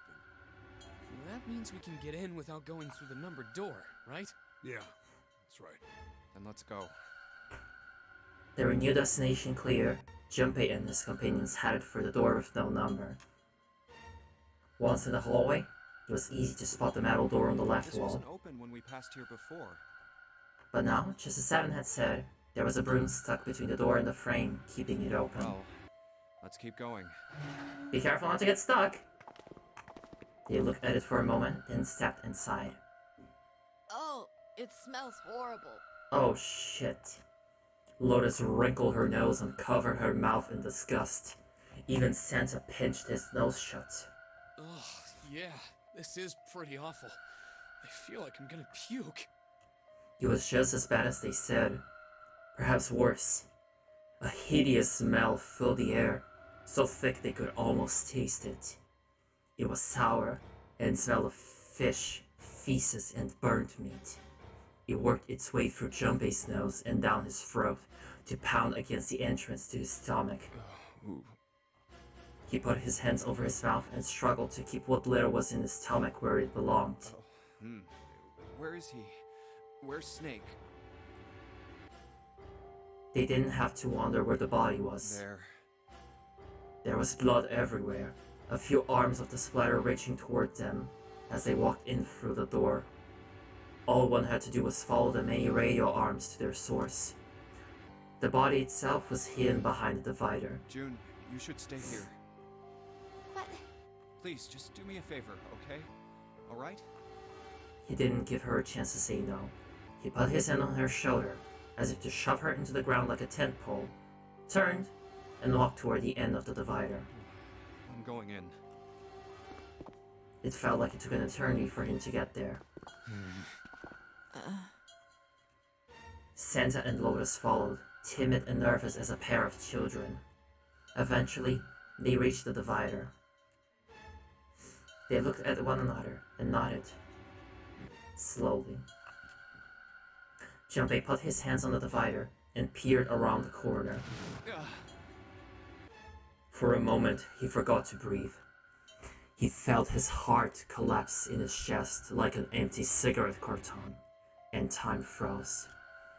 He knew in that instant that he would take the image before him to the grave. What was left of the body sat in a sea of blood. Chunks of flesh, torn from the body, sat in the blood like tiny islands in a great red sea.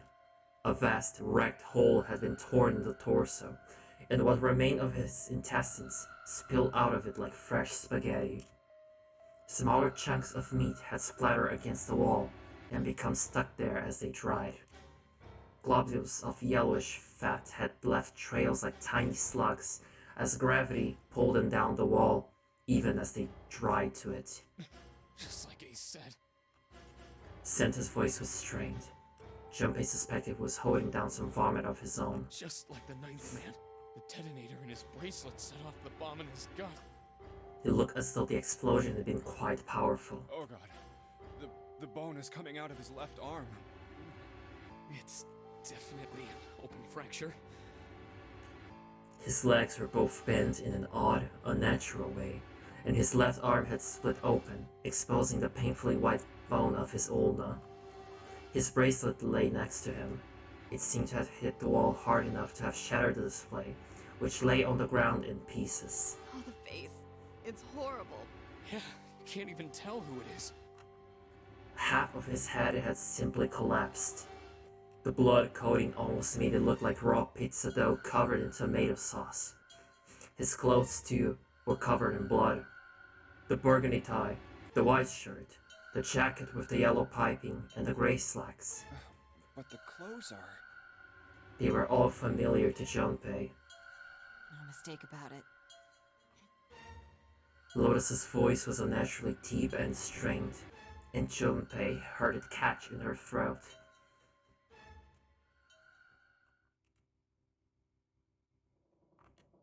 Well, that was pleasant.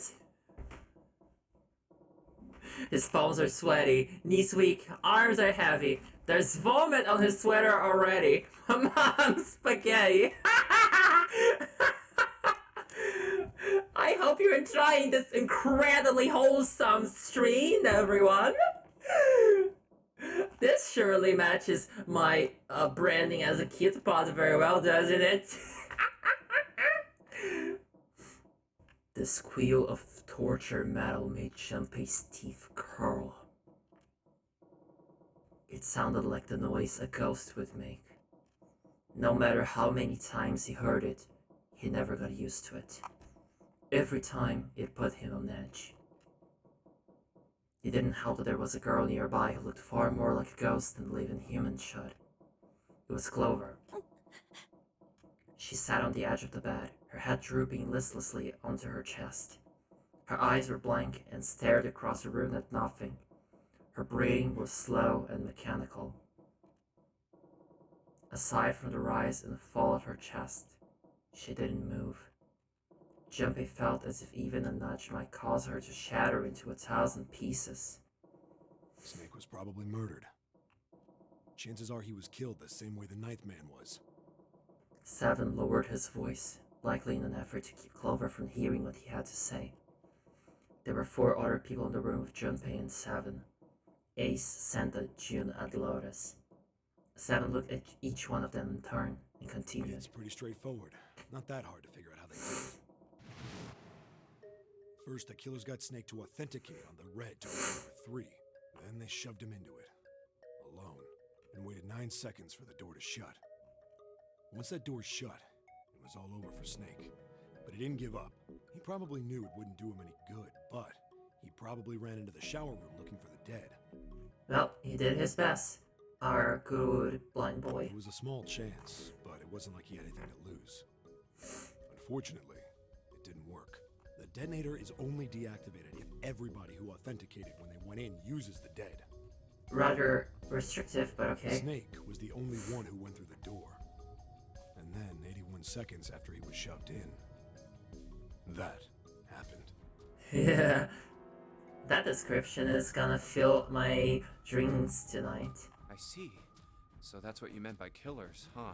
You need at least 3 people to open one of the numbered doors, including Snake. It wouldn't open for Snake and a single killer. Yeah. So now we have to figure out who makes a digital root of 3 with Snake. So for that, you would need to get 12. So it could be honestly any combination of people. If you had, wait, no, actually that wouldn't work. Let's see. No, that wouldn't work either. It can't be Lotus, because Lotus in conjunction with Snake would make a 10. And then the only other way to get a digital root of 3 if they had would be if they had another 2, which makes no sense. If it was 7, it would be 2 plus 7, which is 9, and the only way to get to 12 would be if they had a 3. So I guess it could have. Wait, no. Yes, I'm correct. Yes, the only way they could have gotten to that would be if they had Santa here, in this case. So you're kind of suspicious yourself, 7. I find it unlikely that it would be Clover. So that's 2 plus 4, 6. 6 plus 6 would make 12. And yeah, so it's not June. Wait, yeah. It's looking like it could be 7 and Santa. That means we're looking at multiple perps here. Junpei crossed his arms and grunted. Well, just in case, I want to make sure. Let's say you're right. When do you think Snake was killed? When we all split up to look for the parts for the Reds, I think. Right after that was when we noticed he was gone. Then that means none of us have alibis. We Yep, we don't. Searching the rooms I mean, we know that we, Junpei, didn't kill him, but... Yeah, that means anybody could be a killer. Wait a minute. What are you talking about? June seemed shocked. How can you say that so casually? You're implying that one of us is a killer. Well, not just one of us. If I'm right, then at least 2 of us are murderers. Oh, objection. Oh, okay. Actually, I'm gonna give you, do you want me to do an objection in any specific voice? If so, feel free to tell me and I'll do that. Like, last string, I was getting, a couple strings ago, I was getting some redeems for objections and people were asking them in specific voices from, like, characters that I voice on Ace Attorney. Just go ham, okay. Alright, I'm gonna honor you here, Boki. I'm gonna give you the hardest objection that I can. Objection! Yes, there we go! That had heart in it! And I am a robot! Get to my level, humans! Why don't you calm down a bit, 7? What are you going to gain by being so suspicious? That's what Zero wants, you know? What Zero wants? Exactly. This game was set up by Zero, wasn't it? Any game has a winner and loser. That was an absolute 10 of an objection. Yes, I object to you thinking you're not beautiful. You are. Oh, hydrate. Yes. Ah, yes. A good swig of oil for all this reading that I'm doing. And the posture check, yes. No more shrimping around here. Whoever makes it through door 9 is a winner, and those who don't are the losers. Zero is trying to make us fight against one another for that victory. Then you're saying that Zero is trying to split us up by making us fight each other? I don't know. I think it's a bit of a stretch that he would be the one that threw Snake through the door. Yes. That is why we can't let ourselves fall prey to suspicion. We have to trust one another and form a strong bond of friendship. Otherwise, we'll end up ensnared by Zero's manipulations. Let's see. Could have been Ace. Well, 2 plus 1 is 3. To get to 12, you need a 9. But the 9th man is dead. Then again, we don't know what happened with his bracelet. Can you open a door by just using someone's bracelet? I don't know. Tenho que ir agora, então vou deixar no Luck. Até depois, Cody. Ah, obrigado por comparecer, Maíra. Tenha ótimo dia. Fico feliz de te ver por aqui. Then does that mean that the person who killed Snake... Yes. Almost certainly Zero himself. If there's anyone we should doubt, it should be Zero. He masterminded this game and kidnapped all of us. Doesn't it seem reasonable that he would have killed Snake as well? I don't know. Good question.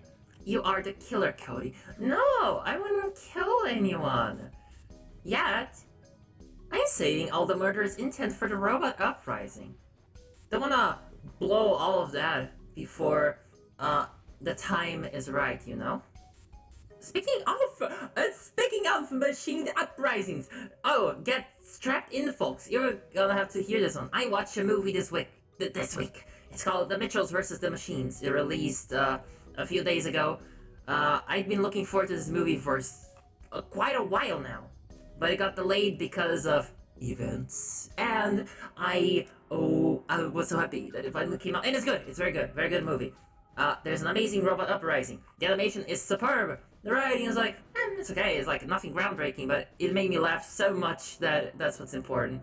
Unsurprisingly, it was written by Gravity Falls writers, so that's like, yeah, makes sense. Of course it's funny as shit. Ah no, another Headpat! Oh my god! This is the Headpat tree!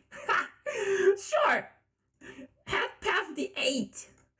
Oh my gosh, we're almost getting to 9 Headpats, everyone! I'm gonna call this one Lotus.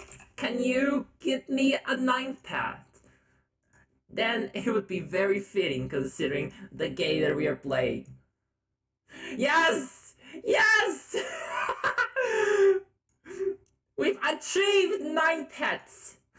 9 hours, 9 persons, 9 pets! There we go! Dun, da da da, da da da, da da da da, da. Can we change the title of this trio? Yes! Yes, right, it's here.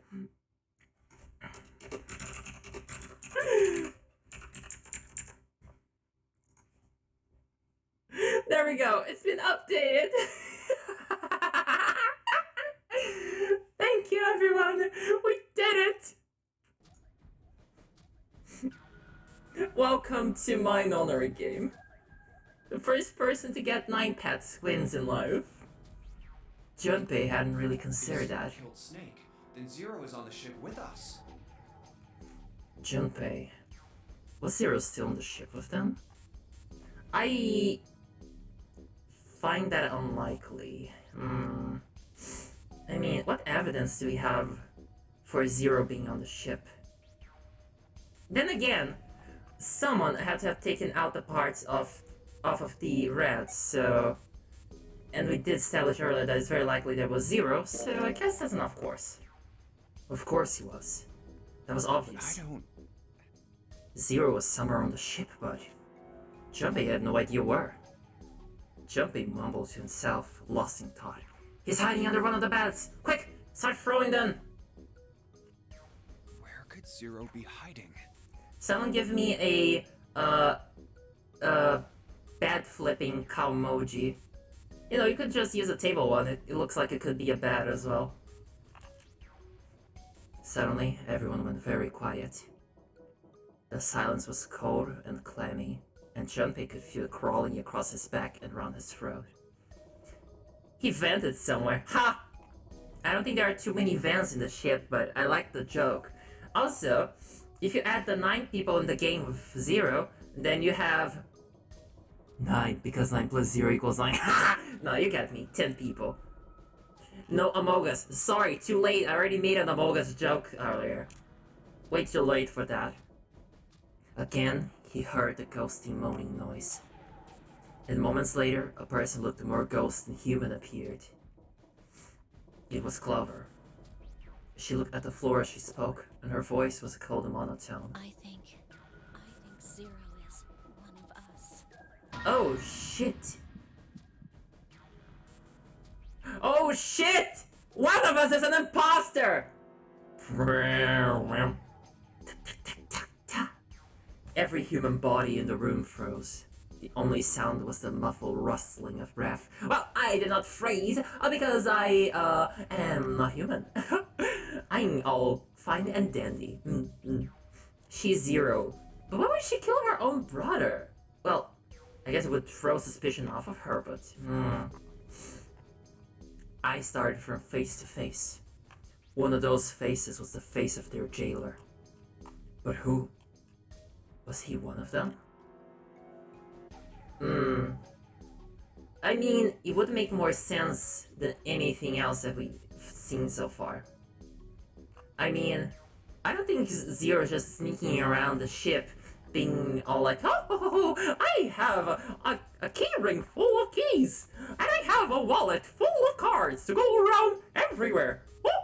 I don't know what Zero sounds like, Mickey, but... She had the idea, she wastes time with existential crisis, which was super weird. Then again, she is far from the first person to waste our time with pointless bullshit. Basically everyone else has. I am a Zero. You gotta put a 1 in front of that 0, my good friend, to make you a 10. Let's have some confidence. That's possible. Huh? Like Clover said, Zero might be one of us. What are you saying, Jumpy? Didn't you hear what Ace said? Exactly. I said we shouldn't suspect one another for no reason. No reason. I've got a great reason. And what's that? The bracelets. He held out his left Why arm. are the bombs in our bodies connected to the bracelets? You're all thinking Zero's hiding somewhere watching us, right? If he's doing that, then he could just detonate the bombs by remote control if someone did something they weren't supposed to. Okay, that's actually a very good It point. would be a lot more precise and a lot easier. But if that's the case, then why is the bomb set off by the detonator in the bracelet? Huh. You got a point. Yeah, the game is fully automated and can run by itself without anyone being behind the screen. It does make a lot of sense. I'm not done. Try applying the same ideas to the nonary game. All of the puzzles here run all by themselves. In other words, Zero doesn't have to be controlling them for the game to move forward. Why's that? Why would Zero bother to do something like that? Because he wants to be hands off. Because he is one of those people who plan everything beforehand so then they don't have to do shit. Junpei let the question hang in the air and looked at the others. It was Santa who answered. Because Zero wants a nap. Yes, the game started at 9 p.m. Fiddling enough.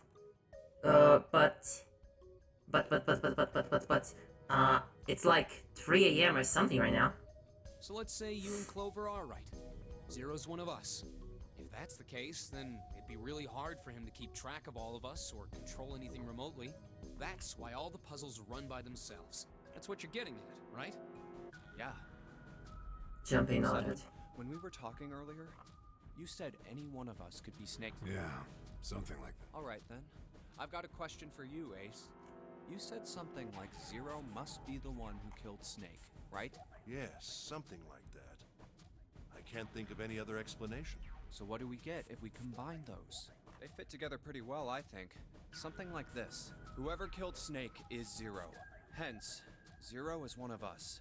Oh, I guess that makes sense. Well, if we assume that Zero killed Snake, would Zero also have a number? I guess it could be just, well, 0. So 0 plus 3 equals 3. To get But then you can get a digital route, because then... Wait, you can, if you have the... wait. Yes, wait, Snake was number 2, yes. So... the only way you could open the door with a 0 and a 2 is if you had a bracelet number 10. That makes no sense. 7 and Ace's theories aren't mutually exclusive. They actually complement each other pretty well. At least they do if 0 is one of us. No one spoke. Faulty assumption. Snake was killed by 2 people, so 0 is 2 people? That, or 0 manipulated someone to help them without telling them that they were 0. No one spoke. Their faces were grim, but Junpei wasn't sure if they believed him or not. Finally, Lotus spoke up. What were his motives? His motives? Yes, isn't that pretty important? Why would 0 want to hide as one of us? Oh, well, that's because... The Schadenfreude? But I suppose the 0 could be 2 of us as well. We can go up to 2 imposters in Among Us after all. Junpei choked. He hadn't thought of that, and he had to be honest with himself. He had no idea. I don't know.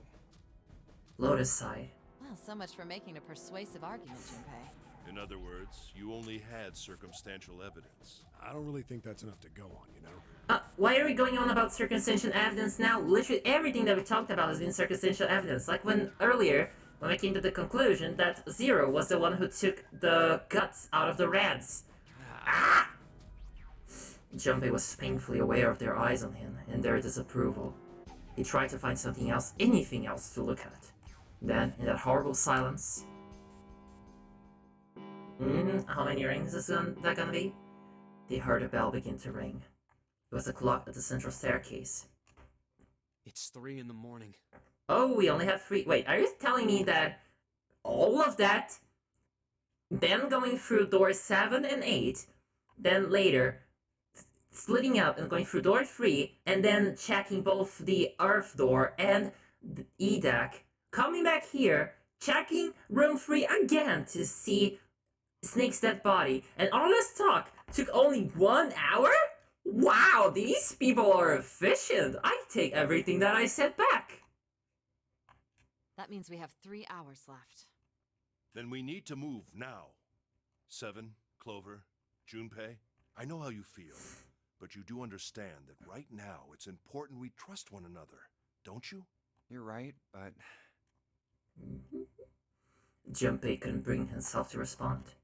He swallowed the words he wanted to say and sighed. 7 and Clover remained similarly silent. Their eyes were looking at something somewhere else, very far away. We must go. We have very little time left. His words put their feet to moving. They all knew where they were going. Our next destination is Mercury. But maybe you and June should check it out first and then report back to us. All right, let's go, June. Right. Here it is. It sat bolted to the wall near the stairs that led to the casino and the kitchen between the 2 elevators. The Mercury card reader. We're using the card 7 gave us, right? Yeah. I found it when we were checking out the shower room. Oh, okay, that's new I think information. 7 said something like that. Anyway, let's see what happens. Junpei slid the card through the reader. The light on the reader turned green and made a tiny electronic noise. I guess the elevator works now. Jumpy, I know it's only the 2 of us, but let's do our best. How are you supposed to go to Mercury when you can't even leave the ship yet? Simple, they're gonna turn the ship into a spaceship with the power of ambition. I'm sure they can do it. All of a sudden. I mean, they have enough trivia between the 8 of them that they could probably pull it out, pull all of it to make one astrophysicist. Well, I'm happy we were put together. Straight. You know it's just for searching EDEC, right? Even so, I'm glad I'm with you. Oh. First, we need to find out if the elevator comes up full of water. Just like we did before.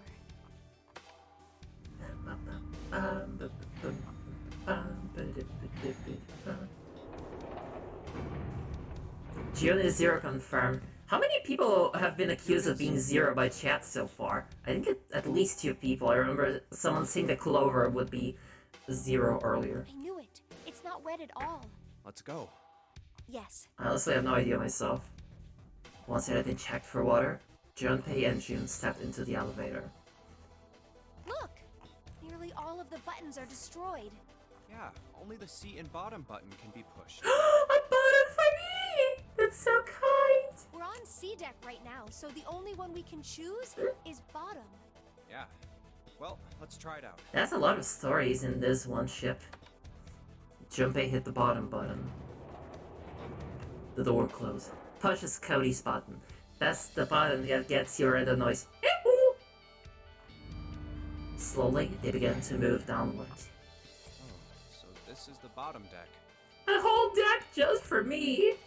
They stepped off and saw that the hallway to the right was somewhere between 20 and 25 feet from them.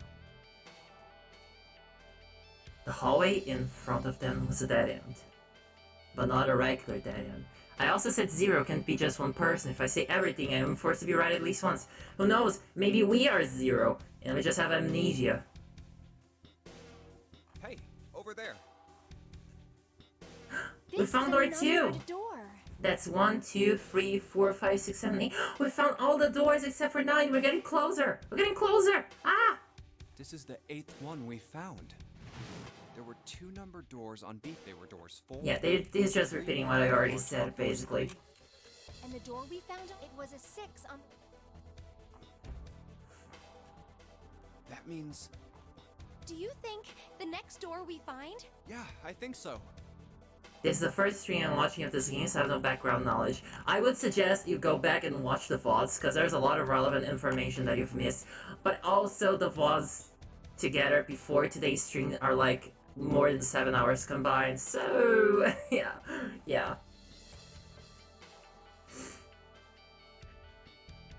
I'll have 2 number 9, a number 9 lodge. I want my bracelet with honey mustard. Nom nom nom. I mean, I do like to eat metal every now and then. It's kind of like junk food for robots. Doesn't really do anything for us, but it's tasty. The next one's gonna be door 9. Despite himself, Junpei felt excited. There was something about that excitement that frightened him as well. Finally! Yeah. You don't look very happy about it, though. Yeah, but we still have to decide whether we're gonna go through door 2, 1, or what was the other one? 6. It's not that. I just hope nothing goes wrong. Oh no! You've triggered some sort of You're flag right. with that We should comment. keep our fingers crossed. Let's head back. Okay. He did his best to put it from his mind and headed back to C-Deck with June. 1, 2, 3, 4. All right, 7 pieces. The 7 pieces of paper they folded up lay on the ground next to Junpei's legs. Everyone had written on paper pulled from Junpei's notebook in an effort to pull together a blind vote. Just double checking, but everyone wrote their code name and a door number they want, right? Yes, just like you told us earlier. Can't believe we're voting here. Why had they decided to vote that way? We need to make the whole thing fair, blah-de-blah. This is a complicated plan, you know. Hurry it up, Mr. I have a brilliant idea. They decided it wasn't fair to simply ask everyone at once. That would allow people to force others to go through certain doors. Yeah, quiet in the peanut gallery. And he had a plan. He always had a plan. It wasn't a plan he wanted anyone catching wind of, however, so he did his best to act calm as he began to open and read the pieces of paper. All right, let's open these up. Oh, are you cheating, Junpei? Ace requests door 1. Yes, I do. Would you like me to explain why? No, we don't have time for that. Sorry. Let's keep going. He opened the second one. Next is Santa. He wants door 6. How convenient that you're opening in, I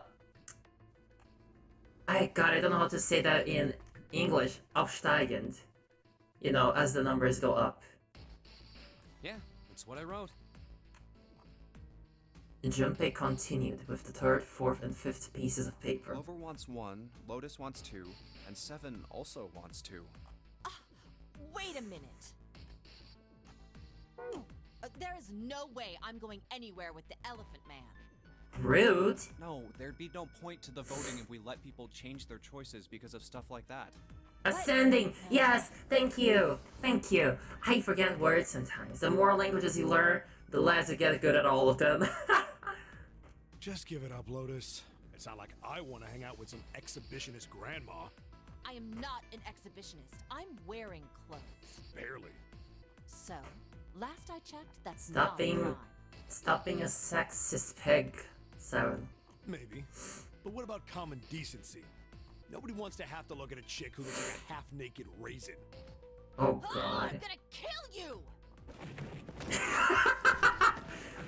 Lotus's hair flared out like the mane of an angry lion, and she roared with a voice that shook the walls.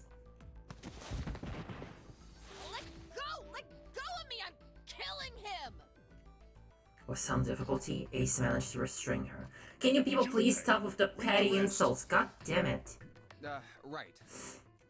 Junpei tore his eyes away and looked down at the sixth piece of paper. He opened it. June wants door 6.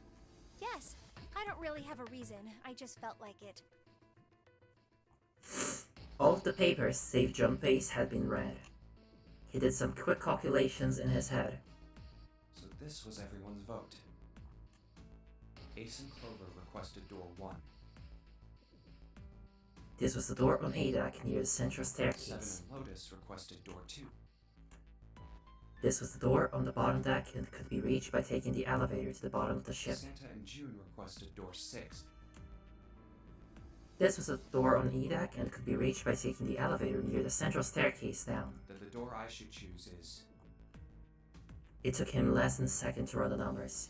He opened the seventh piece of paper and spoke. The last one is mine. I want to go through... Oh, a choice? This game is rigged! What door do we want? There's a vote for door number 1. Anyone wants another door? Another door? Come on, give me a door! Ah! A 6, I've got a vote for a 6. Actually, you know what? Fuck y'all, I don't care. I'm going to roll a d6. Come on. I have one in here. Ah, no, come back! Alright. Okay. 1 to 2 is door 1. 3 to 4 is door 2. 5 to 6 is door 6. Let's go. That's a 1! We're going for door 1. Let's go. My choice is door 1. Santa was unconvinced. Hey, wait a minute there. You cheating? Oh shit, he's on to us! I'm asking if you changed your number after you heard what doors we wanted. No, not at all. How could I do that? I wrote it down on the paper earlier. Let me see that. Sure, here. Junpei shrugged and handed it to him. Santa examined it furiously. The others peered at it as well. As they did, Junpei quickly slipped a piece of paper he'd been hiding into his pocket. Although he'd never know it now, Santa had been justified in his suspicions. Junpei had switched papers. I had 3 pieces of paper ready, For doors 1, 2, and 6. and I put the one with door 6 on it into the pot. He put a small mark on it so that he would know which one was his. I just needed to make sure I drew last. After I saw everyone else's result, I just chose whatever door I wanted. Ah, sneaky little bastard. If the number I'd already put in matched, then I didn't have to switch the paper out. Well, what does it say? He fought the urge to smirk. You got lucky. Santa snorted and tossed the paper aside, frustrated. Very well. We've decided who will go through door 1. It will be Clover, Junpei, and myself. 1 plus 4 plus 5 equals 10. 1 plus 0 equals 1. Our only problem is the 2 remaining teams. June and I want door 6. Lotus and I want door 2. That's not good. Uh-oh. Yeah. Open either of those doors with only 2 people. What do you get if you have everyone together? That's June and Santa, that's 6 plus 3, that's a 9. Plus 7, that's 16. plus 8, that's 24, 2 plus 4, 6. So, yeah, I guess you all are going for door 6. Aw. Fine. 7, we'll go through door 6. Haha, I was right, haha. Sure thing. I didn't really want to go through door 2 anyway. Besides, if we've got a younger girl with us, it'll lower the average age. Oh my god, stop! Right, June? Stop with the pot shots. Well, June was at a loss for words. Lotus was not. Pig. You just wait and see. Rude. Her eyes were the eyes of a woman prepared to kill. A shiver ran down Junpei's spine. Calling me old. This is why men are such a pain in the ass. Yeah, you say it. Subtle as a brick. You say it, lady. Sorry, my sapphic ass appreciates that comment.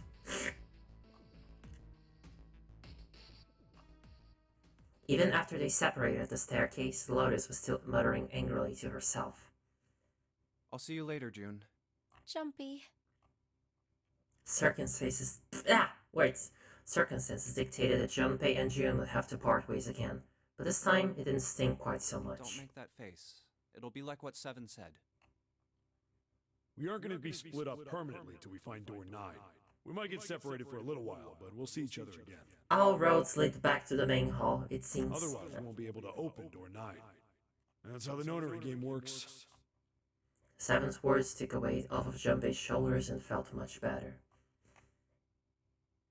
It'll be fine. I'll see you soon. All right. See you later. Lingering uneasy why did I pronounce it like that? Lingering uneasy remained, but they went their separate directions without much trouble.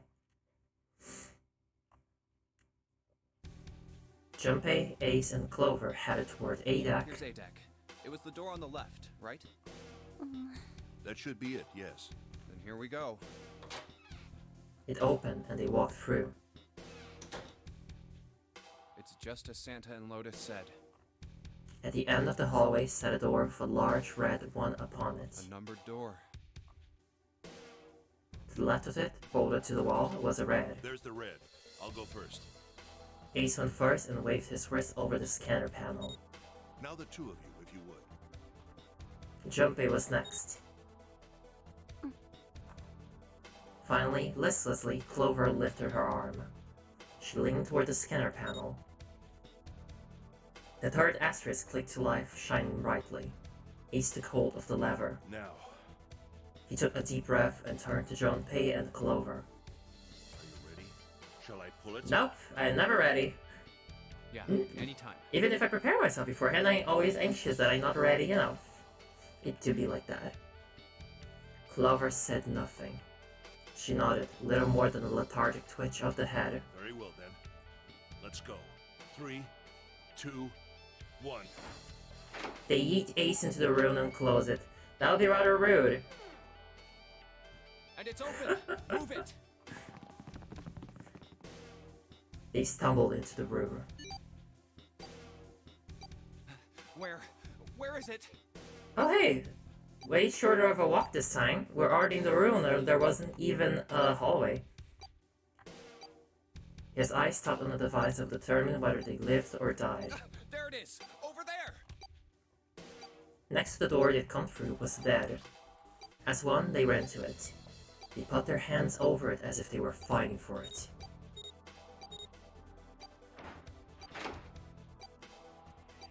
Whew! Thank the Amiga in the sky. It stopped. Yes, it did. Junpei could feel his heart pounding against the inside of his ribs. Ace and Clover were breathing hard and fast. I don't believe I'll ever get used to that. I'm not sure it's something I'd want to get used to. I don't know. Everyone needs a little bit of thrill in their lives. Maybe that's the way to get it. We should finish this game before imminent death becomes a normal thing. I agree. Now then. Junpei looked around again, this time more slowly. There's another door. World map, cool. let's try opening it. He took hold of the knob and easily, gently pulled it open. So, this is the wheelhouse? He closed the door again and turned to Ace and Clover. He fixed each in turn with a meaningful stare, then spoke. Ace, you investigate the wheelhouse next door. Very well. Clover, you're in charge of this room. Say something. Okay, I will. All right then, let's get started. She can speak! Okay, that's me. Poor girl has been through a lot tonight. Now she's just holding herself better than I have expected.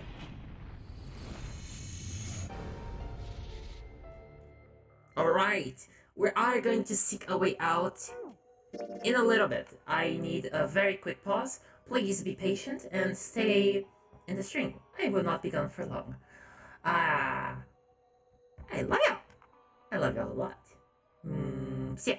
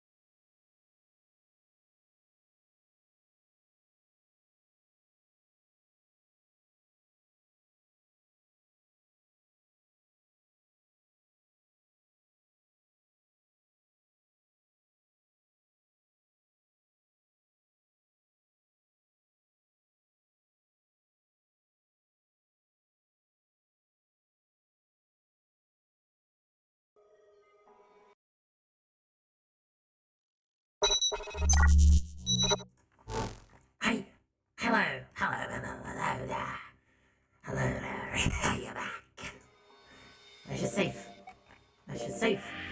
We've made so much progress. Don't want to lose that. Alright, time to explore a new room. Hopefully this will go a bit quicker than last one did. We found the compass. Compass, oh my god. Pocket watch. Sorry. A voice you hadn't expected startled Junpei from this examination of the pocket watch. Already a cutscene? Pocket watch. Might I take a look at it? He spun around to find Ace standing in the doorway. Junpei shrugged and handed him the pocket watch. Hey, man. What are you doing over in this room? Oh, I just thought I'd come check up on the two of you. Is there a problem? I mean... We weren't doing anything, so... Well, not a problem, but... That's a lie. I wanted to get rid of Ace. I sent him to the wheelhouse at the beginning for a reason. I want to talk to Clover alone. There's something I want to ask her. Oh, are we gonna ask her more about the...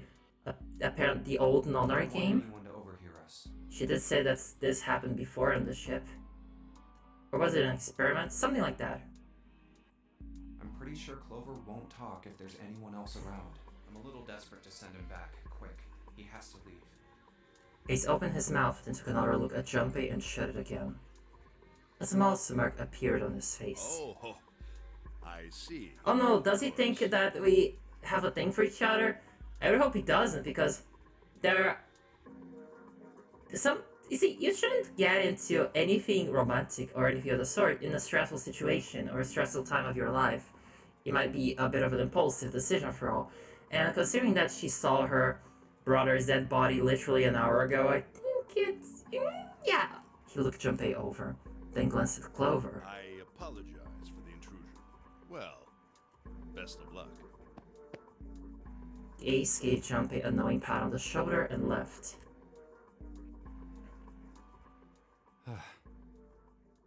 Junpei let out a sigh and brushed a few drops of sweat from his forehead. He turned and found himself looking straight into Clover's eyes. She'd heard what Ace had said. She regarded Junpei with caution. What was that about? She was clearly suspicious, and with good reason. Why are you looking at me like that? Junpei's eyes widened, and he held up his hands in a gesture of innocence. No, it's not like that. What's it like then? I just wanted to hear the rest of that story. I didn't get a chance to ask you about it until now. Yes! Thank you! I was very desperate for more plot. What story? About the experiment, remember? The one you started to tell me in the operating room? Yes. Info dump. Something about an experiment that happened here 9 years ago. Clover bit her lip. She stared down at the floor for several long moments, and when she spoke, it was barely audible. I'm sorry, but I don't want to talk about that right now. I'm just not in the mood, okay? It's important! Come on! You understand, right? I keep thinking about my brother. I can't stop. I mean, who would do something like that? Yeah, if I found the dead body of one of my siblings, I would ask myself, no! Who snapped your wires, Johnson? I'm kidding. I don't have a robot. I do know a robot though. They're a VTuber. I can't forgive them. I'm not gonna let them get away with it. They're gonna pay for it. I promise. So... Her shoulders were shaking. Drops of blood had sprung up on her lips where she was biting them. She wiped it off and looked up at Junpei, her eyes fierce and angry. Oh no, we've got into the first A of Dabda. Junpei, who do you think did it? Her voice was cold and scarcely above a whisper. Junpei gulped. Well, if what Seven said was right, then there would have to be at least 2 of them. You need at least 3 people to open the numbered doors. And if you subtract Snake, that means there were at least 2 other people. You're right. So, what does that mean? Well, if we just look at the bracelet numbers, we should be able to figure it out. Who could have opened door 3 with Snake? Oh, we should have probably thought about this earlier, don't you think? Oh, really? Who and who? Or who and who? What are you all now? 4 people? technically it's possible.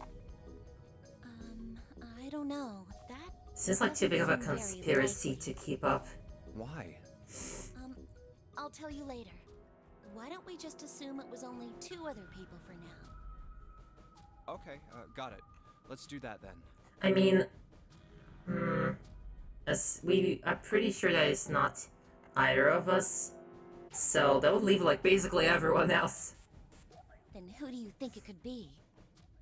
Have done the murder, and that seemed like too much. Junpei crossed his arms and thought. Snake's bracelet number was 2. Which 2 bracelet numbers added to 2 would give a digital root of 3? Which 2 bracelet numbers added to 2 would give a digital root of 3? Oh gosh, that's a lot of people. Let's see. I said earlier Santa and 7, I'm pretty sure. Would it be Santa and 7? Yep. The digital root for Snake, Santa, and 7 is 3. Wait, hold on. Are Santa and 7 the killers? That's possible, but on the other hand, if it was 7 who did it, why would he bring it up? No one was thinking of that possibility before he spoke of it. What's wrong? Clover looked at Junpei, and he looked back at her. There was no point in hiding it. Well, I thought about it. He told her his conclusions. Was there any other combination that it could have been? We need a combination that results in 12. That means that we need to subtract 2 from 12 and we end up with 10. The only combinations that we can get with 10 are... Oh! Ha! Mailer! Hi! Thank you for the raid! Ha! Thank you so much. What were you playing? Or doing? I don't know. Streams don't have to be only about games, people. Maybe you could build Gunpla on stream. Would be the first time that I've seen that. Gotta head out to visit my sister. Enjoy meeting up with your Octaco sis. Bye bye. She looked less surprised than what he'd expected. Wait, I was theorizing about numbers. I gotta wait. Okay, so 10. We need to add up to 10. So 7 plus 3, of course. 5 plus 5 can't be it. 4 plus 6, unlikely because it wouldn't be Clover. 7 plus 2, 7 plus 3, 8 plus 2, impossible because then you need a second number 2 bracelet. And then 9 plus 1, which would be possible if maybe Ace caught Snake's bracelet earlier, I guess? When I realized we were streaming, I had to say hi. Hi! It's always nice to see my friends come back around Santa to check me out. Very kind of It y'all. was 2 people. Then that's the only combination that works. Hey, wait a minute there. Don't you think it's a little too early to be jumping to conclusions? Well, all I said is Well, that you you are have the been jumpy able one. to open door 3 with your brother. There might be other possibilities. Well, what other possibilities? He didn't have an answer. He was ready to admit defeat when Clover Are spoke. you saying you think that it was 3 or 4 people? I really don't think that's likely. It is unlikely because, like, after 12, the next number you'd need for a digital root of, oh my gosh, wait. Next number you need for a digital root of 3 would be, 21. And that's a lot of people to get that number. Like, you need Lotus, 7, and Clover, for example. I find it unlikely. Can I borrow your pen and paper? Clover put her hand out expectantly. Yeah, here. Junpei pulled out his pen and pad of paper and handed them to her. She opened the notebook, then wrote down several simple addition problems. Eventually she had 8, which provided a digital root of 3. 1 plus 3 plus 6 equals 12. Oh wait, no. 2 plus 1 plus 3 plus 6 equals 12. 2 plus 1. I'm not gonna read all of these. You just read them yourself. Oh wait, but there might be people who have difficulty seeing, so I should read it out loud for them. Fine. A. 2 plus 1 plus 3 plus 6 equals 12. 2 plus 1 plus 4 plus 5 equals 12. 2 plus 4 plus 7 plus 8 equals 21. 2 plus 5 plus 6 plus 8 equals 21. 2 plus 1 plus 3 plus 7 plus 8 equals 21. 2 plus 1 plus 4 plus 6 plus 8 equals 21. 2 plus 1 plus 5 plus 6 plus 7 equals 21. 2 plus 4 plus 2, 2 plus 3 plus 4 plus 5 plus 7 equals 21. Yes. What's this? These are the combinations for 3 or 4 people. These 8 combinations are the only possible ones. There's a lot of them Clover and then so I can scratch those I out. see. Junpei, Yeah? I can trust you, right? Of course! We are knights. Of course. Why would you need to ask that? If someone asked me to give them a cupcake, I would give them one. I can't make a cupcake, so I'll probably have to buy it, but hey, the intention is what matters. Really? Yeah, So then I should get rid of B, D, G, and H, right? of course. Just cross them out. Yay, You should math. take off I the love worst. math. The worst. Ironically enough, I don't. It takes up so much processing power. I need that processing power for thinking about all the twists in the story and about girls So, what does and their that mean? faces. A and E. Alright. So that'll be A Santa and Tuna or A Santa, 7 and Lotus. Wait, it can't be A. Why? Because June's in that one. There's no way in hell she'd do something like that. You sure about that? Someone is hiding Are something. you sure? I bet my life on it. Sir, you haven't seen her since elementary school. You don't know how she is as a person. Oh my god. Hydrate, yes. Some oil. I think that Junpei should hydrate too because this man is thirsty. Okay then. I can cross off A too, right? Yeah, Well, what have we got left? E. Do you know what this means? Another Headpat. Good lord! Good lord! Fine! The 10th one. Rounded up a multiple of 5. I like multiples of 5. A full score on your test. I don't know if you know that, but in Brazil, where I come from, when we grade stuff, it's from 1 to 10, or rarely from 1 to 100. Well, not that rarely, but you get my point. Unfortunately, broke the 9 Headpats, but that's okay. I'm gonna disappear under these hands soon. Is that what you came for? Oh my god, I'm becoming that one villain from Hero Academia. Just face full of hands. Is that what the hands are for? Did he just need to have pats to feel better? Oh, poor boy. Everyone besides me, you, and June would be working together. Do you think that's likely? If there were 4 people working together, they wouldn't be very cautious. I don't think they'd try that hard to hide what they were doing if they outnumbered us, right? Yep. Not likely. Well, you do have a point. I had been wondering why there were so many. Well, you can redeem the Headpat, and people are going and redeeming. Oh, wait. Yeah.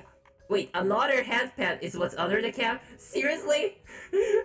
Seriously? Fine! Let's just put another Headpat. Oh my god. This is the 11th one. I gotta call it digital root of 2 because 1 plus 1 equals 2.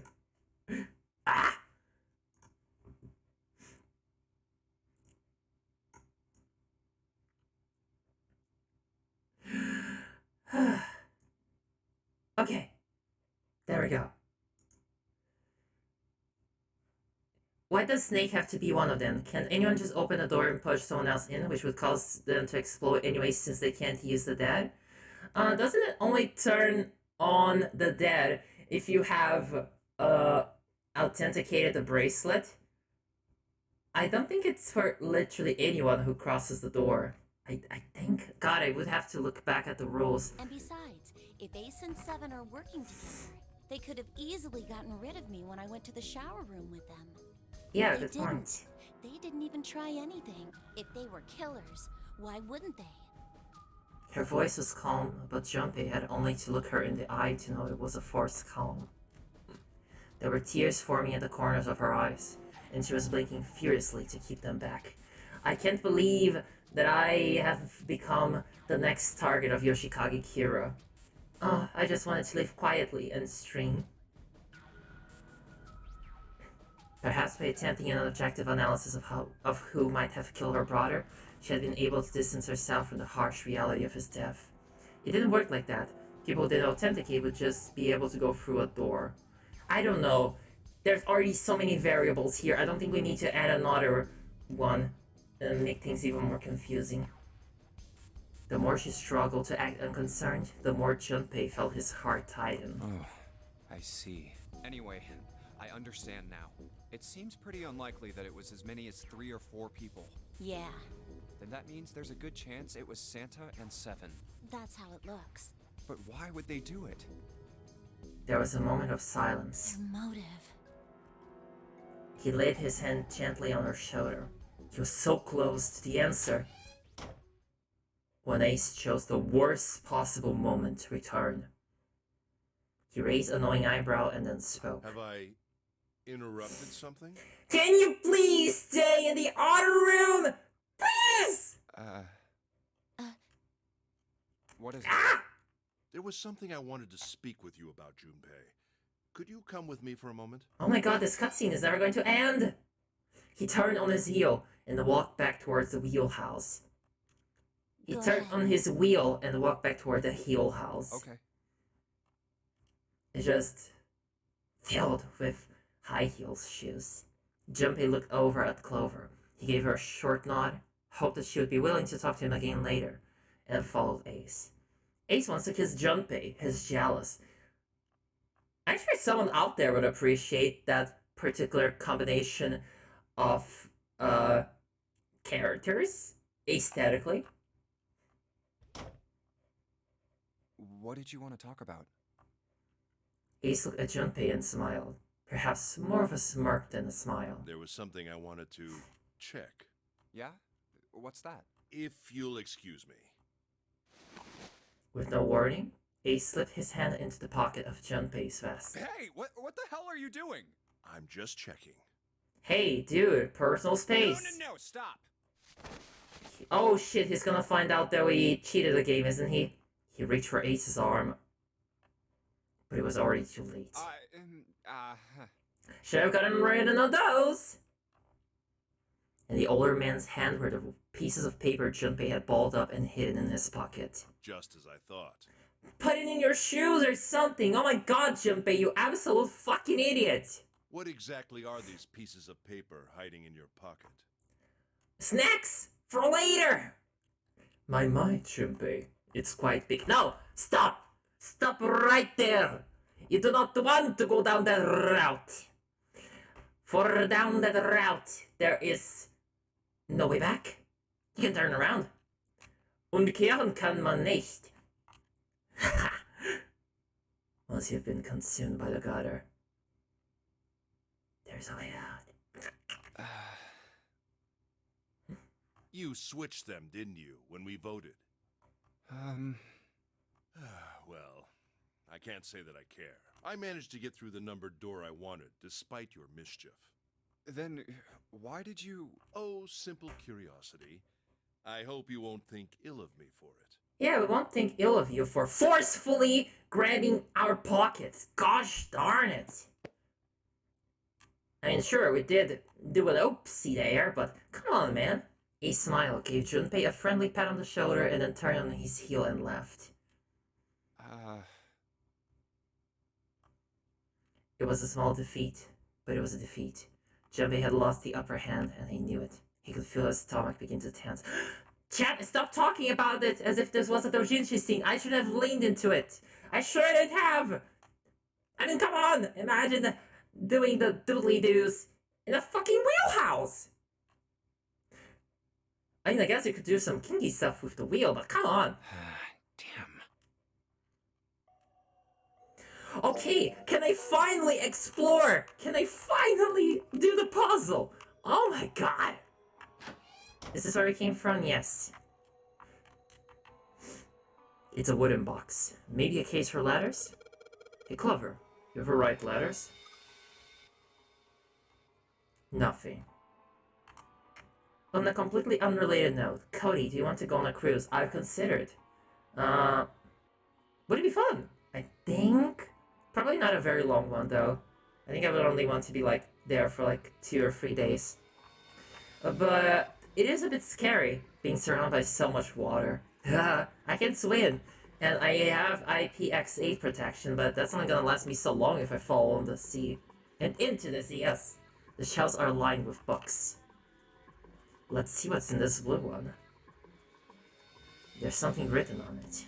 Ship's log. Huh. Ship's log, huh? The material has been added to the file screen. If it turns out that this is gonna be some sort of pun with logarithms or something, I've had enough math for today. Stop the math! I want to go back to being dumb. It's a light. Well, I guess she doesn't really feel like talking. She's not really paying attention to anything, is she? Her mind must be somewhere else. Dots. This map looks weird. What is it? It's a map of the world, but with the Atlantic Ocean in the middle. It probably looks weird because you're not used to seeing it that way. Yeah, that's not what the, world map tends to look like when you live in Japan. You know, it's switched, where this ocean is the one that's in the middle. Which one is this again? Oh my gosh, I'm pretty sure it's not the... Oh my god, what is it called? I don't remember the name of the oceans in English anymore. Oceano Índico, Oceano Atlântico, Oceano Pacífico.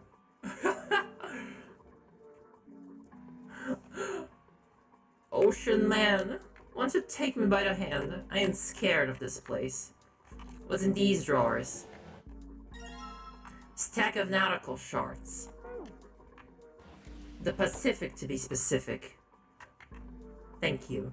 A light. It kind of looks like a wilted flower. That's how I feel in the ship. A chair. A chair. Clover isn't talking much. Well, I guess that's understandable. I mean, she's been through a lot. Really, it's more surprising that she's still together enough to talk at all. Between the US and Japan is the Pacific. Yeah, I should have figured because I have some friends on the West Coast and they're operating on PST, Pacific Standard Time. Yeah. Okay. This isn't good. So many drawers, but nothing inside of them. There's another room on the other side of the window. A compass. It appears to be broken, however. You see, the glass cover has been smashed to pieces. The helm. Well, steering wheel might be a more appropriate term. A desk. Anything in the drawers? Nope. Can we put the pocket watch in here? There's some sort of square device embedded in this door. Looks like this is some sort of lock. It's got a weird shaped indentation on it. Huh? This shape. Maybe it does look like the pocket watch would fit in here. Nothing. I imagine the pocket watch is intended to go in there. However, we may need to do something with the watch first. Let me guess, we're gonna have to get some time on it or something. Let's see if this will open. No dice. Must be locked. Right, that's where we came from. Duh. Let's go here again. And, was there anything to the left here? Yes. Oh, that's the other side, I guess.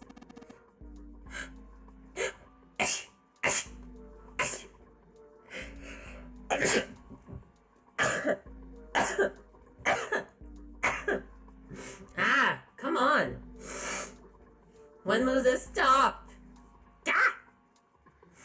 An engine order telegraph. They use this on old ships to adjust the speed of the ship.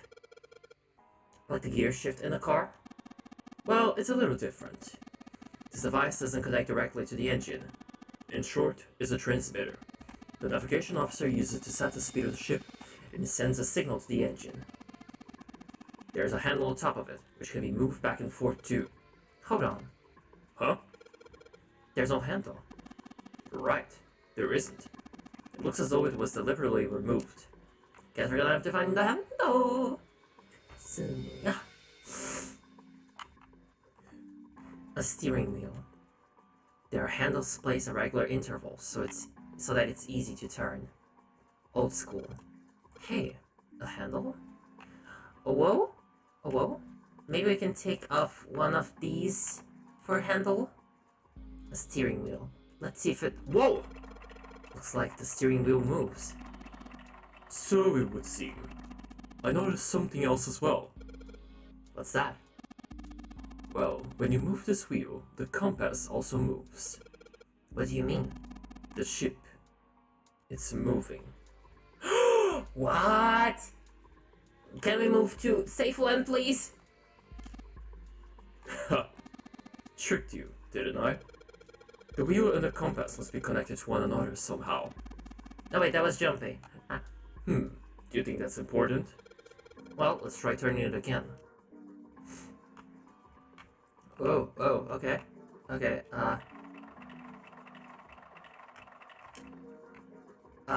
maybe it has to do with those nautical charts, and they have to do the same directions, or something like that. Well, I have to take a look at those again. Compass looks like it's connected to the helm. This room is just like the other one. Metal plates bolted over the windows. Heck, not just bolted. Looks like they've been welded on. No way in hell are we going to get those off anytime soon. Nope. We definitely do not have the time. This thing won't budge. Feels like there's something keeping it in place. What would be the point of moving it? The ship is stopped. What would be the use of steaming it? Yeah, I know, still. Can we maybe take one of the handles off? Guess not. A broken compass. Doesn't look like it will be very useful. Yep, does not look like it will be very useful indeed. What about this door here? Guess I can get to it. Huh? I assume that's the door we came from though, so... whatever. There's a wooden box in the desk, doesn't look very suspicious. A world map with the Atlantic Ocean in the center. There are a number of red pins in several locations. What do these red pins mean? Well, the nautical charts I picked up earlier have a map like this one. Maybe one of them matches up to the pins or something. Let's see. Well, what do you know? Looks like this one's a match to the pins. Okay, so we've got 7 locations connected by straight lines. Oh, come on! Let the lines have sexual diversity. And each one has a word next to it. That's probably the speed. New material has been added to the file screen. Oh, okay. Ship's log. A ship's log is found in the chart room. The following is written on the last page. We leave soon for a new journey across the sea. After leaving port, we headed south and west. We turned southwest to steer around the continent, then proceeded northwest. We made port, then changed our heading to east for a time, and are now heading due north. Soon we will dock in the United Kingdom, the homeland of this vessel. I'm sorry to hear. Very sorry. Well, I guess this is what we want to do.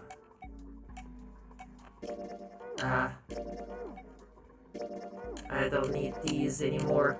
I already know how to make everything function.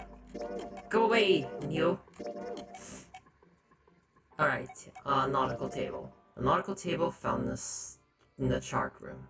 It shows directions of south, west, southwest, northwest, east, north, and straight. Those would be the directions we just heard of, pretty sure. There is a word next to each point of the map. Full, half, slow, full, half, dead, stop. That's what it says. Okay. Was there any sort of setting like that earlier? I don't think so. Okay, let's see if I can remember. South, west. South, then west. South, then west. South, then west, then southwest. South, then west, and southwest. South, then west, then southwest, then northwest. South, then west, then southwest, then northwest, then east and north.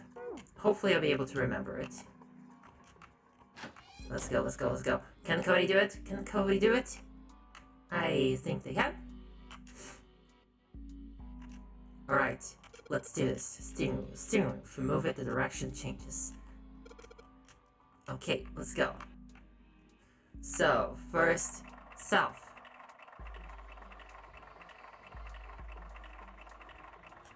Then, west. And then, southwest. Then, northwest. Then, east. And finally, north. Hell yeah! Baby! But the handle came off. Stooping so low. Are you Zero? But what's low about this? I don't see it. Can I see your passport? Oh my gosh, are we doing Half-Life REI? I read it on Wikipedia, the free online encyclopedia, that anyone in the Titanic can add it. This handle looks like something else. Oh god, stop, chat! Stop! Good lord, you frigging people. Oh my god, I sure hope this handle fits. Will the handle fit? Damn it, I'm getting into it now as well. Yes, it fits. Excellent. That should allow us to operate the engine or the telegraph. Let's give it a shot. First I need to look at the file again. Over there above the door to the chart room. Okay, file. Yay. Full, half, slow, full, half, dead, stop. Okay, full, half slow, full, half slow, full, half, dead, stop. Full, half, slow, full, half, slow, full, half, dead, stop.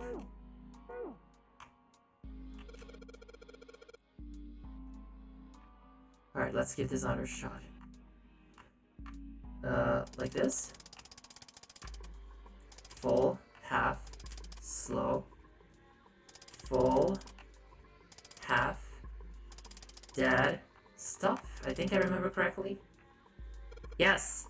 Wow, my memorization is pretty decent! Wow! Maybe I don't have as little RAM as I thought. Huh? That's weird. I thought I put in the right speed. Did I mess up? No, I don't think so. Look, something's happened on the back wall of the wheelhouse. Yeah, you're right. Let's check it out. A broken compass. Doesn't look like it'll be very useful. On the back wall of the wheelhouse. Where would that be? Oh, here. There's something on the wall that looks kind of like an arrival board. There are a whole bunch of words on the left side of the display. Cody went to download more ran.con. Ha! If I only knew that that would have worked earlier, I would have also gone to download more funny. Is that a site? I hope it is. I want to go to download more funny.com so I can become the comedian I was compiled to be. What the hell is this? They're names of ports across the world. The world. I imagine it's showing us a ship's route. You know, just like the ones you might see at an airport. Departing XX carrier, XX flight, XX at XX o'clock. Like that. Oh, I get it. It does look like those are the names of all the ports along the ship's route. It looks like only one of those has a time limit though. And you already got the funny and are cute as a bunny. Ha! I appreciate the pun, the rhyme, but the bunny is my wife. Kylie, I am a kitty. There you go, that one's free. You didn't even have to spend channel points on it.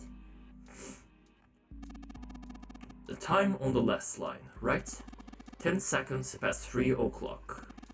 Perhaps that's the arrival time? Oh, now someone actually redeemed it. Okay, have another round of a, do a nya as ace, sure. Yeah, Junpei. It's simple, really. I'll stay behind. And lick my arms while you go through the doors. I have plenty of time for it.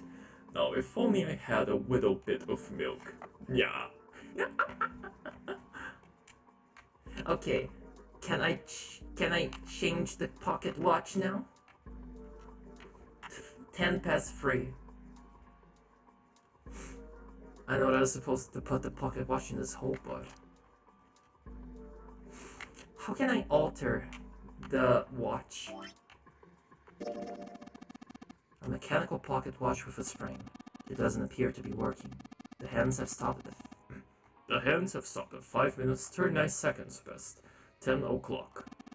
Turning the knob does nothing. Yeah, it's probably broken. It looks as though we could move the hands, however. Okay, how do I move the hands? I already know what I have to do. So can I please be allowed? It says lock in bright red letters. There's some sort of square device, yeah. How do I get to alter? Yeah. I can move the hands. Let me move the hands. Come on. Ah. Fine. Guess I'll get back to it later. Let's check over here again. If there's anything else to find. The center drawer. Nothing here anymore. The left drawer. Let's have a look. Nothing. The right drawer. Let's have a look. Nothing. Nope. Ain't nothing here, boss. Shelves are lined with books. Looks like they all have something to do with sailing. None of these look very useful. I can give you some of my milk. Hey, no! No! Mm-mm. No. No. No. だが断る. I refuse this shit. Okay. Is there even anywhere else to look around here? There's nothing left in the drawer. Wait, I totally missed this! Ah! Junpei, are you trying to open that door? Forget it. It's pointless. I tried it earlier. It won't open. Oh, F. That wasn't very useful now, was it? A broken compass. Doesn't look like it'll be very useful. The compass looks like it's connected to the helm. Why are there two helms? Or steering wheels, whatever. Ah, a human hammer. They're often used to subdue larger men like Seven. What? That was a joke, of course. Thank you, Captain Obvious. Ace. Really kinda suck at making jokes. Oof! Ouch! Low blow! Poor old man. That was rather cruel. Ugh. Where have I not looked yet? A steering wheel that's missing one of its handles. Don't need to mess with that thing anymore. Yep, pretty sure we don't. The compass. Looks like it's connected to the helm. An engine order telegraph. I don't really think I need to be messing with that right now. Gosh. I guess I need to do the pocket watch, but I don't know how to change the pocket watch. A digital scoreboard or something like that. On the side, blah blah. The last line says takes 10 seconds past 3 o'clock. That must be the estimated time of arrival at the final port. Hmm? Oh, perhaps. Whoa, what is he doing? Excuse me, Junpei. Hey, he just took my pocket watch. Oh, I guess I have to trigger a cutscene. Hey! What the hell are you doing? Just trust me. Cring, cring, cring. It should be fine now. Well, thanks for giving me the pocket watch back, but you don't need to look so smug about it. Let's see what he... Oh, he moved the hands. 10 seconds past 3 o'clock. Thank you, Ace, but I could have figured that out myself quite clearly. Oh, so you changed it to match the final arrival time. Ace nodded slowly. You know what to do next, right? Give it a shot. Yes, we're going to shoot this frame thing at the wall. Violence. Sometimes it's okay. Trademark. Looks like this is some sort of lock. Blah blah blah blah blah. Let's try putting this in there. Hell yeah! It says open now. Good work. It seems you were successful. Well done, Junpei. Hey! Clover! What? Look! We unlocked the door! Now we can get out of this room. Oh. Well. Let's go then. Clover. Alright. Oh, it's even got its own special opening animation. Wait, oh, that was already the end. That was by far the easiest puzzle room so far. Oh, a hallway. It's far too narrow to be called one. They found themselves in a small space outside of the wheelhouse. On their left was a wooden door. This seems to be the only route. Yeah, let's go. I don't believe the violence is the answer in this tense, Cody. Well, I suppose that it wouldn't work if it broke, but it would be cathartic. Then they pushed it open and I've missed the rest. How? And stepped into the room beyond. Oh hey, that's a telegraph. It was full of all manner of turn-of-the-century electronic equipment. Well, these machines are weird. I've never seen any of them before. Huh? Look, it's my ancestors! Wait, this one is... One smaller machine had a metal bar that ended in a circular handle.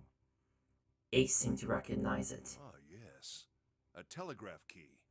These were used to transmit Morse code a long time ago. Nowadays, they're just used to transmit Horse code. Fun fact, my signature is in Morse, because I thought that would be funny. I actually made a clown card once. Let me see if I can find it. God, this has been the add image source string for me. Where is it? Where did I save it?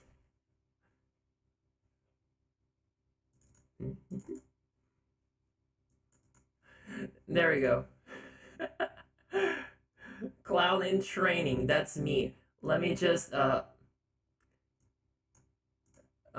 as you can see, it's my name in Morse with a tiny little heart. Anyhow, let's put that right here on my chest. Yes, I'm a little clown in training. Does pinching your nose make a honk? Why don't you go ahead and try? This must be the communication office.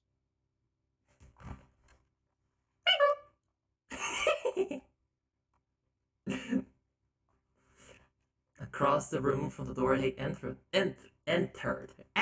through was another door. And that door? A metal plaque was nailed to it. It read, Captain's quarters. Huh. That's what it says. Then, do you think... could it be? Plaque. Ace swallowed. Junpei could feel his hands begin to sweat. Only Clover seemed unaffected. Well, we won't know if we don't open it. She walked up to the door and put her hand on the knob. Was erwartet uns? It opened easily, and without so much as a pause, she walked in. Junpei and Ace followed. The first thing they saw... Holy shit! Was a man on the floor, covered in blood.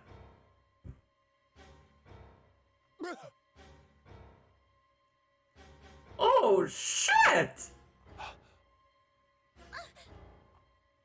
Junpei felt his body seize up. His mouth went dry and he felt very, very cold. The blood in his veins sloped to a crawl, and his heart tightened like a fist. Not again. Whoa! We're free! We're free now! Hell yeah! This is the third time he'd seen the horror of death laid out before him. He didn't think it was something he could stand to see much more of. Still, he had begun to accept that whatever it was that he saw, whatever happened to him, was beyond his control.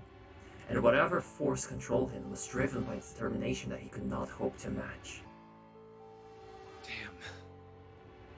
A sense of helplessness, of desperation, washed over him. Hey, look at the bright side. At least this one didn't explode from the inside out. He left behind a feeling of utter emptiness that wormed its way through his body like acid. No, wait. We didn't check his pulse yet. Maybe he's still alive. Haha, sure it is. Sure he is.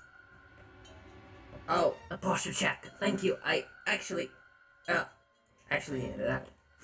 Fueled by that spark of hope, Junpei ran to the man's body, and his heart fell. Hopefully not literally. Maybe it was clutching a heart in his chest. When he touched his... Oh!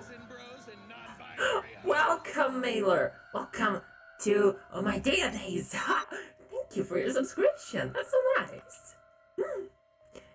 You can also be part of the bitches and bros and the non-binary hoes of the me. Yes, of the me. When he touched his hand to his neck. Pulse. Uh-oh. I mean, it's fine. Maybe he's just a robot.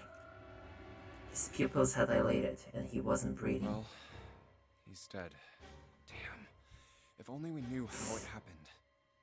A very bloody robot, if so. Junpei lifted the man's already stiff body. There was a deep, red wound on his chest. These wounds... He has a very strange watch on. Killed him. Not just any watch, he has a bracelet. I wonder if it has a number on it. Junpei did not have to wonder long. It must have been this. Axe! An axe! Oh shit! For lying next to the corpse was an axe. The entire blade of it was drenched in bright red blood. From the shape of the man's wound, there could be no doubt that it had been made by the axe. Junpei looked at the body again. A lake of blood stretched out around it. He was wearing the clothes of a ship's captain, although they were stained with blood. These clothes? A captain? Does that mean this guy was Zero? I mean, possible. You certainly are not gonna be able to ask him that. On his left hand was a bracelet. The number on the bracelet was 0. What? Holy shit! Bracelet 0. It would seem that somebody asked him a question. Good one! It was only then that Junpei noticed the stench of blood that filled the room. He couldn't help but laugh. It was an accident. Hey, what brand of body spray did this guy use?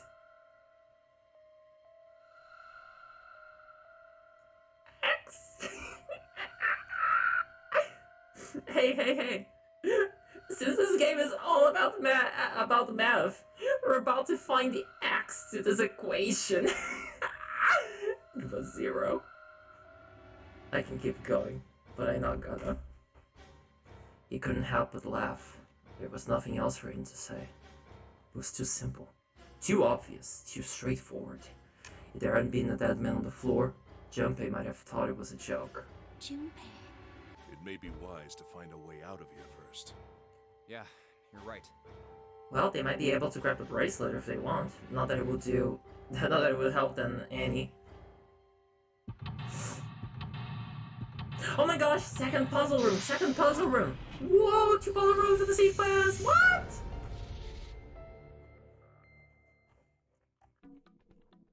Captain's quarters. Okay. A camcorder. Looks like it's pointed at the door. Oh right, 0 can be useful if you want to get another person through a door. but you don't want to alter the digital route. Right, you do have a very good point there. Well, the power is on. Why would someone want to videotape a door? Yeah. Yeah. Okay, another keypad. There's a plaque on the door, but it doesn't say anything. No substances, black. There's blood on the chair. Do you think this was the dead guy's? Yeah, probably.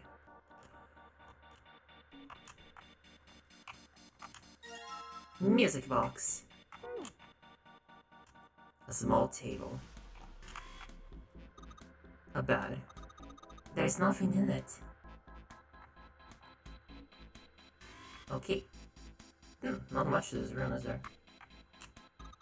Junpei, where are you going? I was gonna pop over to the communications office and talk to Ace. You're gonna leave me alone in here? You could, stay with me here a little longer. There's still lots of places we haven't looked. They looked like batteries. There's a cable running from them to the monitor. Damn, this one is actually kind of a bop. What's the deal with this? Is this some kind of code? There are 4 rows of numbers and letters. They all start with a 0 and end with A, F, N, or V respectively. Okay, so this is likely not hexadecimal, otherwise it would go back to 10 after F. Maybe this has something to do with number bases. Yep, can't imagine. Not a piece of shit though again. This screen shows the big hospital room. Oh gosh. There's cameras everywhere! Oh shit! Some random hallway. BDAC. Oh my gosh, y'all.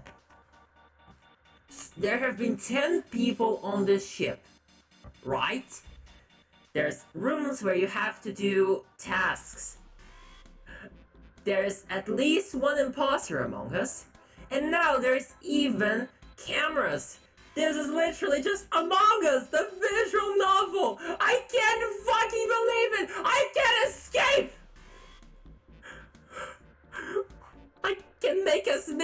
I can go for as many escape room puzzles as I want, but I can't escape the Among Us.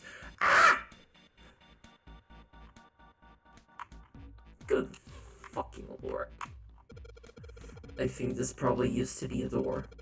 Nobody's going through it as long as this metal plate's here, though.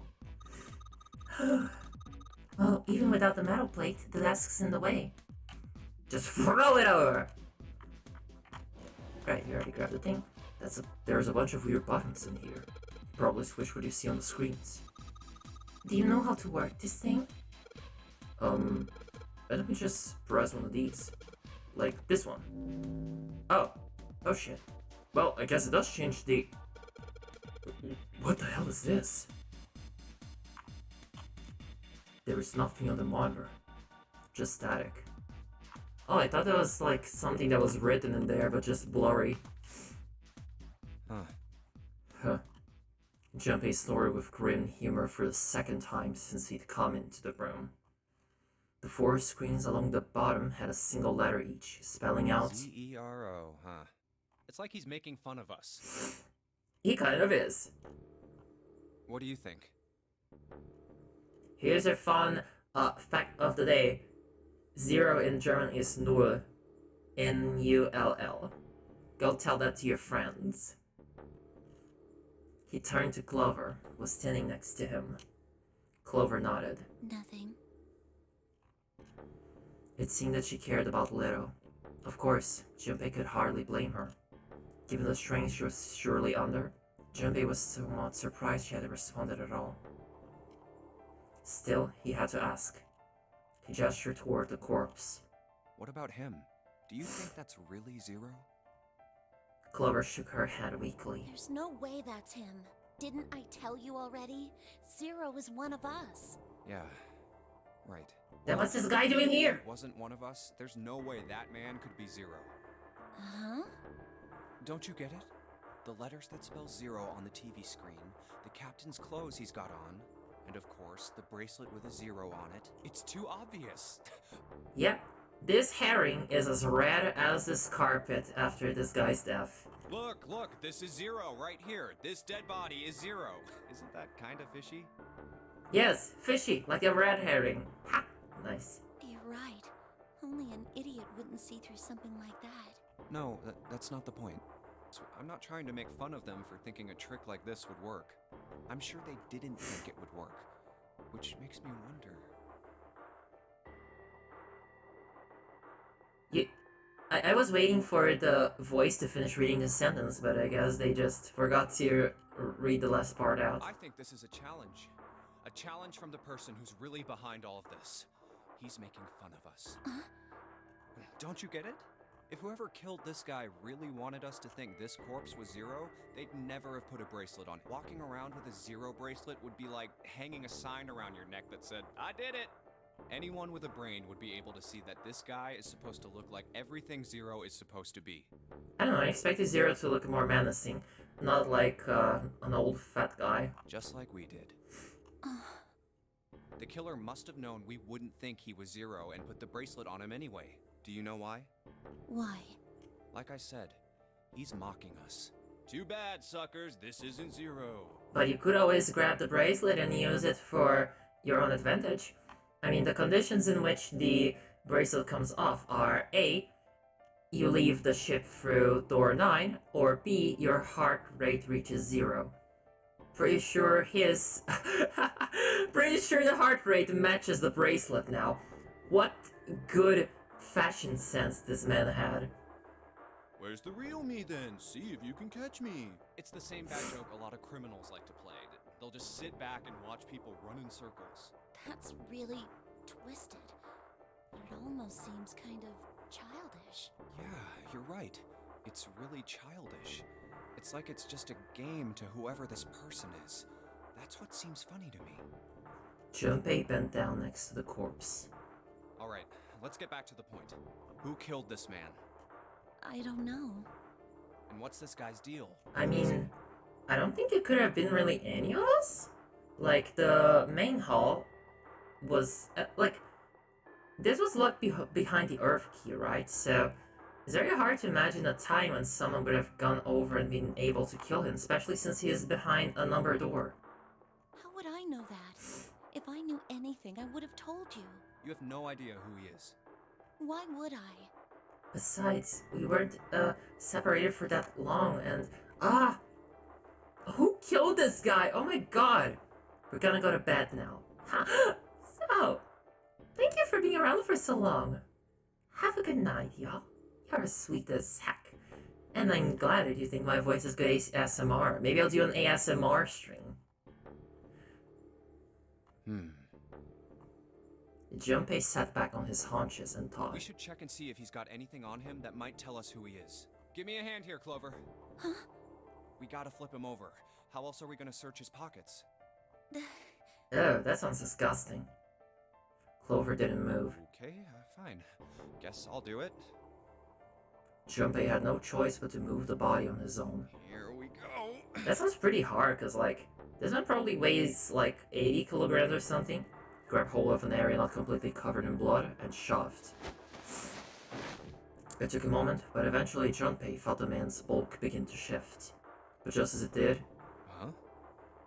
something fell from the man's left wrist. Hey. Haha, I knew it! I knew it! Ah! The bracelet was 0 on the face. Yeah, I already went over this. Oh my god, I'm 2 steps ahead of this game all the time today. Yeah, I don't need a recap. Bro, I'm good. Junpei stared at the bracelet. This man, he's dead, isn't he?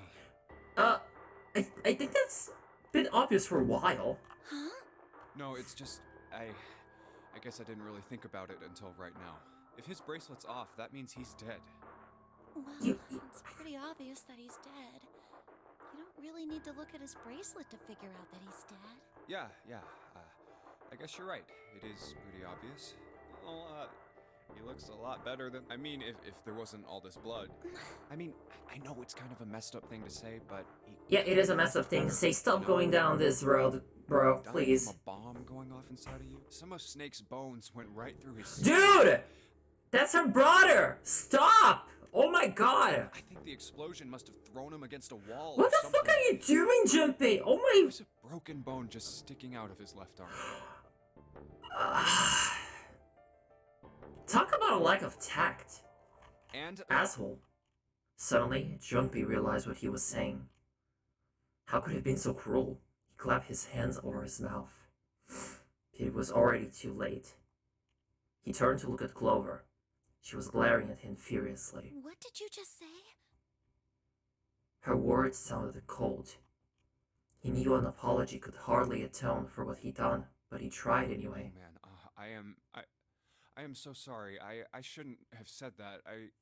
I really don't know what I was thinking. I mean, No, that's not what I'm talking about. What did you say about his arm? arm? Yes, his left arm. You said it, didn't you? Whoa? Well, yeah, I did, but I mean, didn't you see it too? Of course not. I could barely look at him. There's no way I was gonna see the details. Clover took a quick, deep breath. Are you sure it was his left arm? The Junpei thought back. Yeah, I'm pretty sure it was. And he had a broken bone, right? Where are we going with this? What the hell are you getting at here? Just shut up and answer me! She shoved her face closer to his. He could see the fire in her eyes. Junpei winced and swallowed. Yeah, he did. It was pretty bad too. The bone was sticking out of the arm. Oh my god! No sooner were the words out of his mouth than Clover's expression changed. Clover? What's wrong? Look, I'm sorry if I said anything. Suddenly, she was crying. Junpei wasn't sure what to do. Thank you. What? It was close to the last thing he had expected to hear. Huh? What? What? What? Junpei had no idea what had just happened.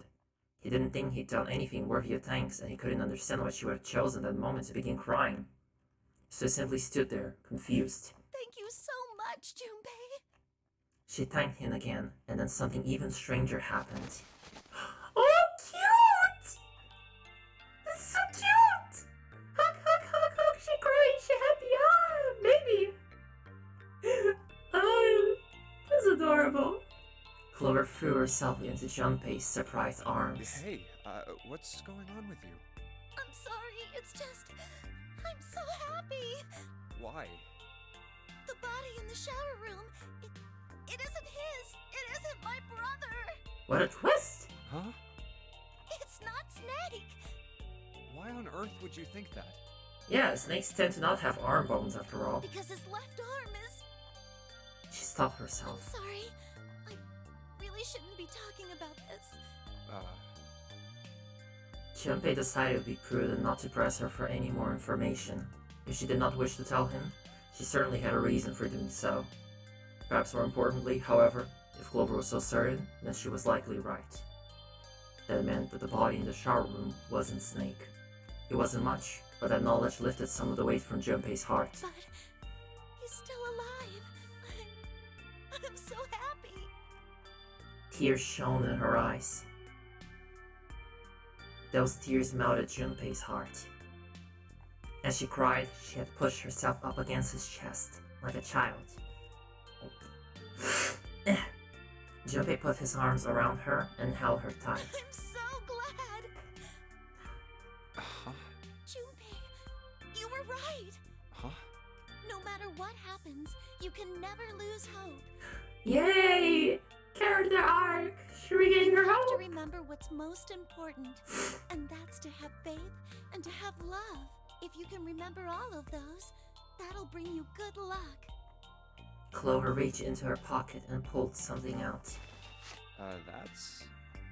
It was a laminated bookmark with a 4-leaf clover. I only made it here because you gave me this. I was suspicious of everybody. I was angry and miserable. But because I had this 4-leaf clover, because of what you said to me, Yeah. Junpei hadn't thought his words would have had such an effect on her. Her words were making him feel a little awkward. Thank you so much, Junpei. She looked up at him. He scratched his nose and pretended to notice something interesting somewhere else in the room. Oh, if you really want to thank somebody, you should be thanking Santa. Santa? Why? Well, he was the one who gave me that thing. And the words for each leaf, I got that from him too. Oh.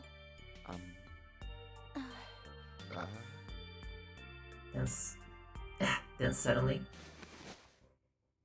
Clover broke away from Junpei. Huh? He looked confused. He hadn't thought she'd react that poorly. Clover began to pace across the room.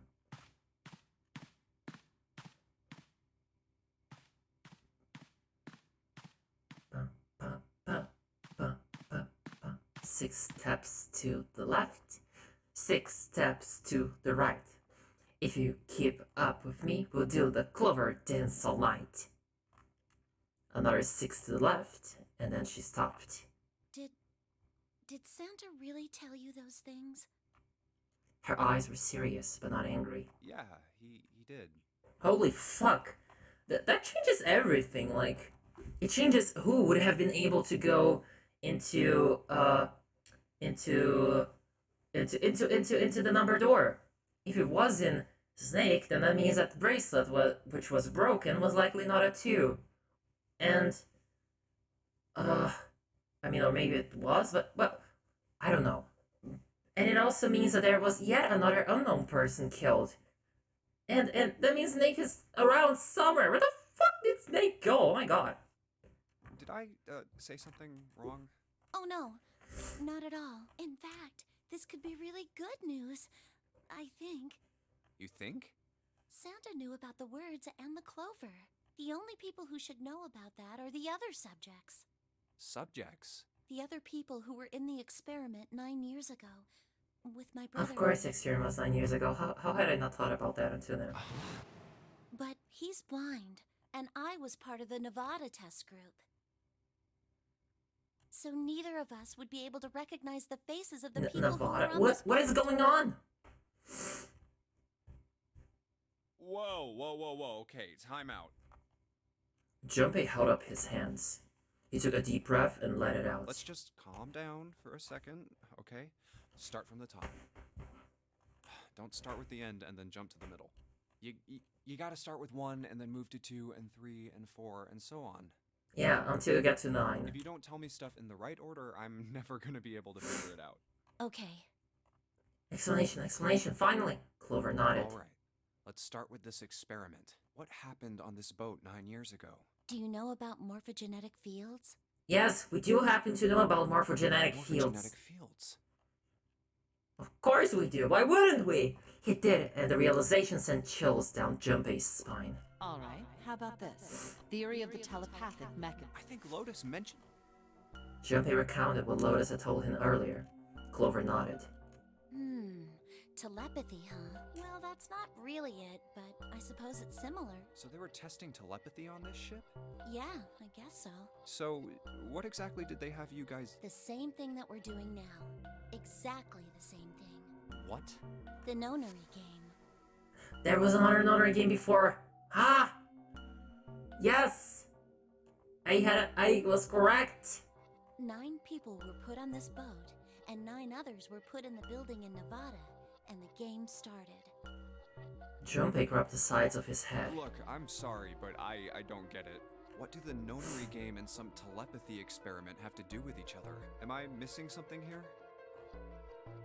Clover bit her lip. She blinked back some tears. What had happened to her in Nevada? The ability to access a morphogenetic field is affected by a couple of things. The first is epiphany, and the other is danger. You know how sometimes when you're up against a really tough problem, and then the answer just kind of pops in your head? It does happen to me sometimes. For me, most of the time, I only get a good answer when I'm calm and, I don't know, maybe taking a shower. That's an epiphany. And what you learn from the epiphany can be transmitted with telepathy. When you add danger to that equation, then it gets easier to transmit that information over telepathy. So you're saying the nonary game was supposed to introduce that element of danger? Yeah, but it couldn't be just any old danger. It had to be life and death. Of course. So if we assume Clover is something like 20 now, that means that she was only 11 when this happened, if not younger. She still has a school girl uniform, so she might be even younger.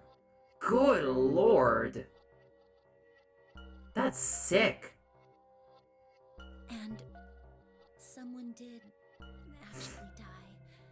A girl. Clover is 18, which means that she was 9. Ah! Of course! Junpei felt a sudden grip of despair on his heart. Something deep and distant and powerful squeezed, and for a moment he felt very, very empty and alone. She was on the boat with my brother. I was in Nevada. I never met her, but I did hear her name. Her name was... Well, no! We're getting there! We're getting so close! Come on! Fuck! What was her name? What was her name? The sound of the door opening was like a gunshot to my heart. Junpei spun around. Can you stop blocking the plot? Ace. You two must have strong stomachs. I can't imagine how you could stay in this room for so long. Ace glanced down at the floor. The corpse, covered in blood. At any rate, Junpei, would you be so kind as to come and help me with something? I'm having a little trouble and I could really use your assistance. Come on, it'll only take a moment.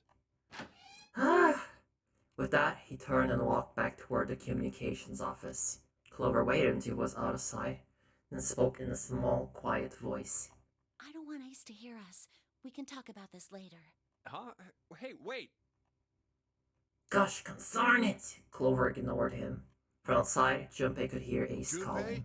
What are you doing in there? Hurry up! Grumbling to himself, Junpei stumped off toward the communications office.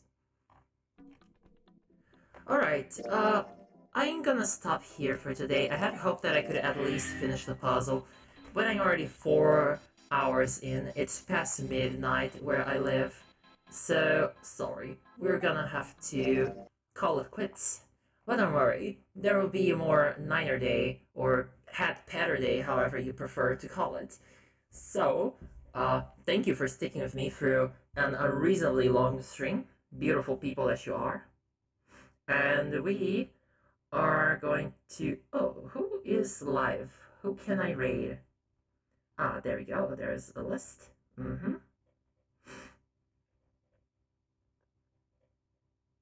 I say we raid Chew. So, since I still don't know how to use the raid command, I'll just type it down.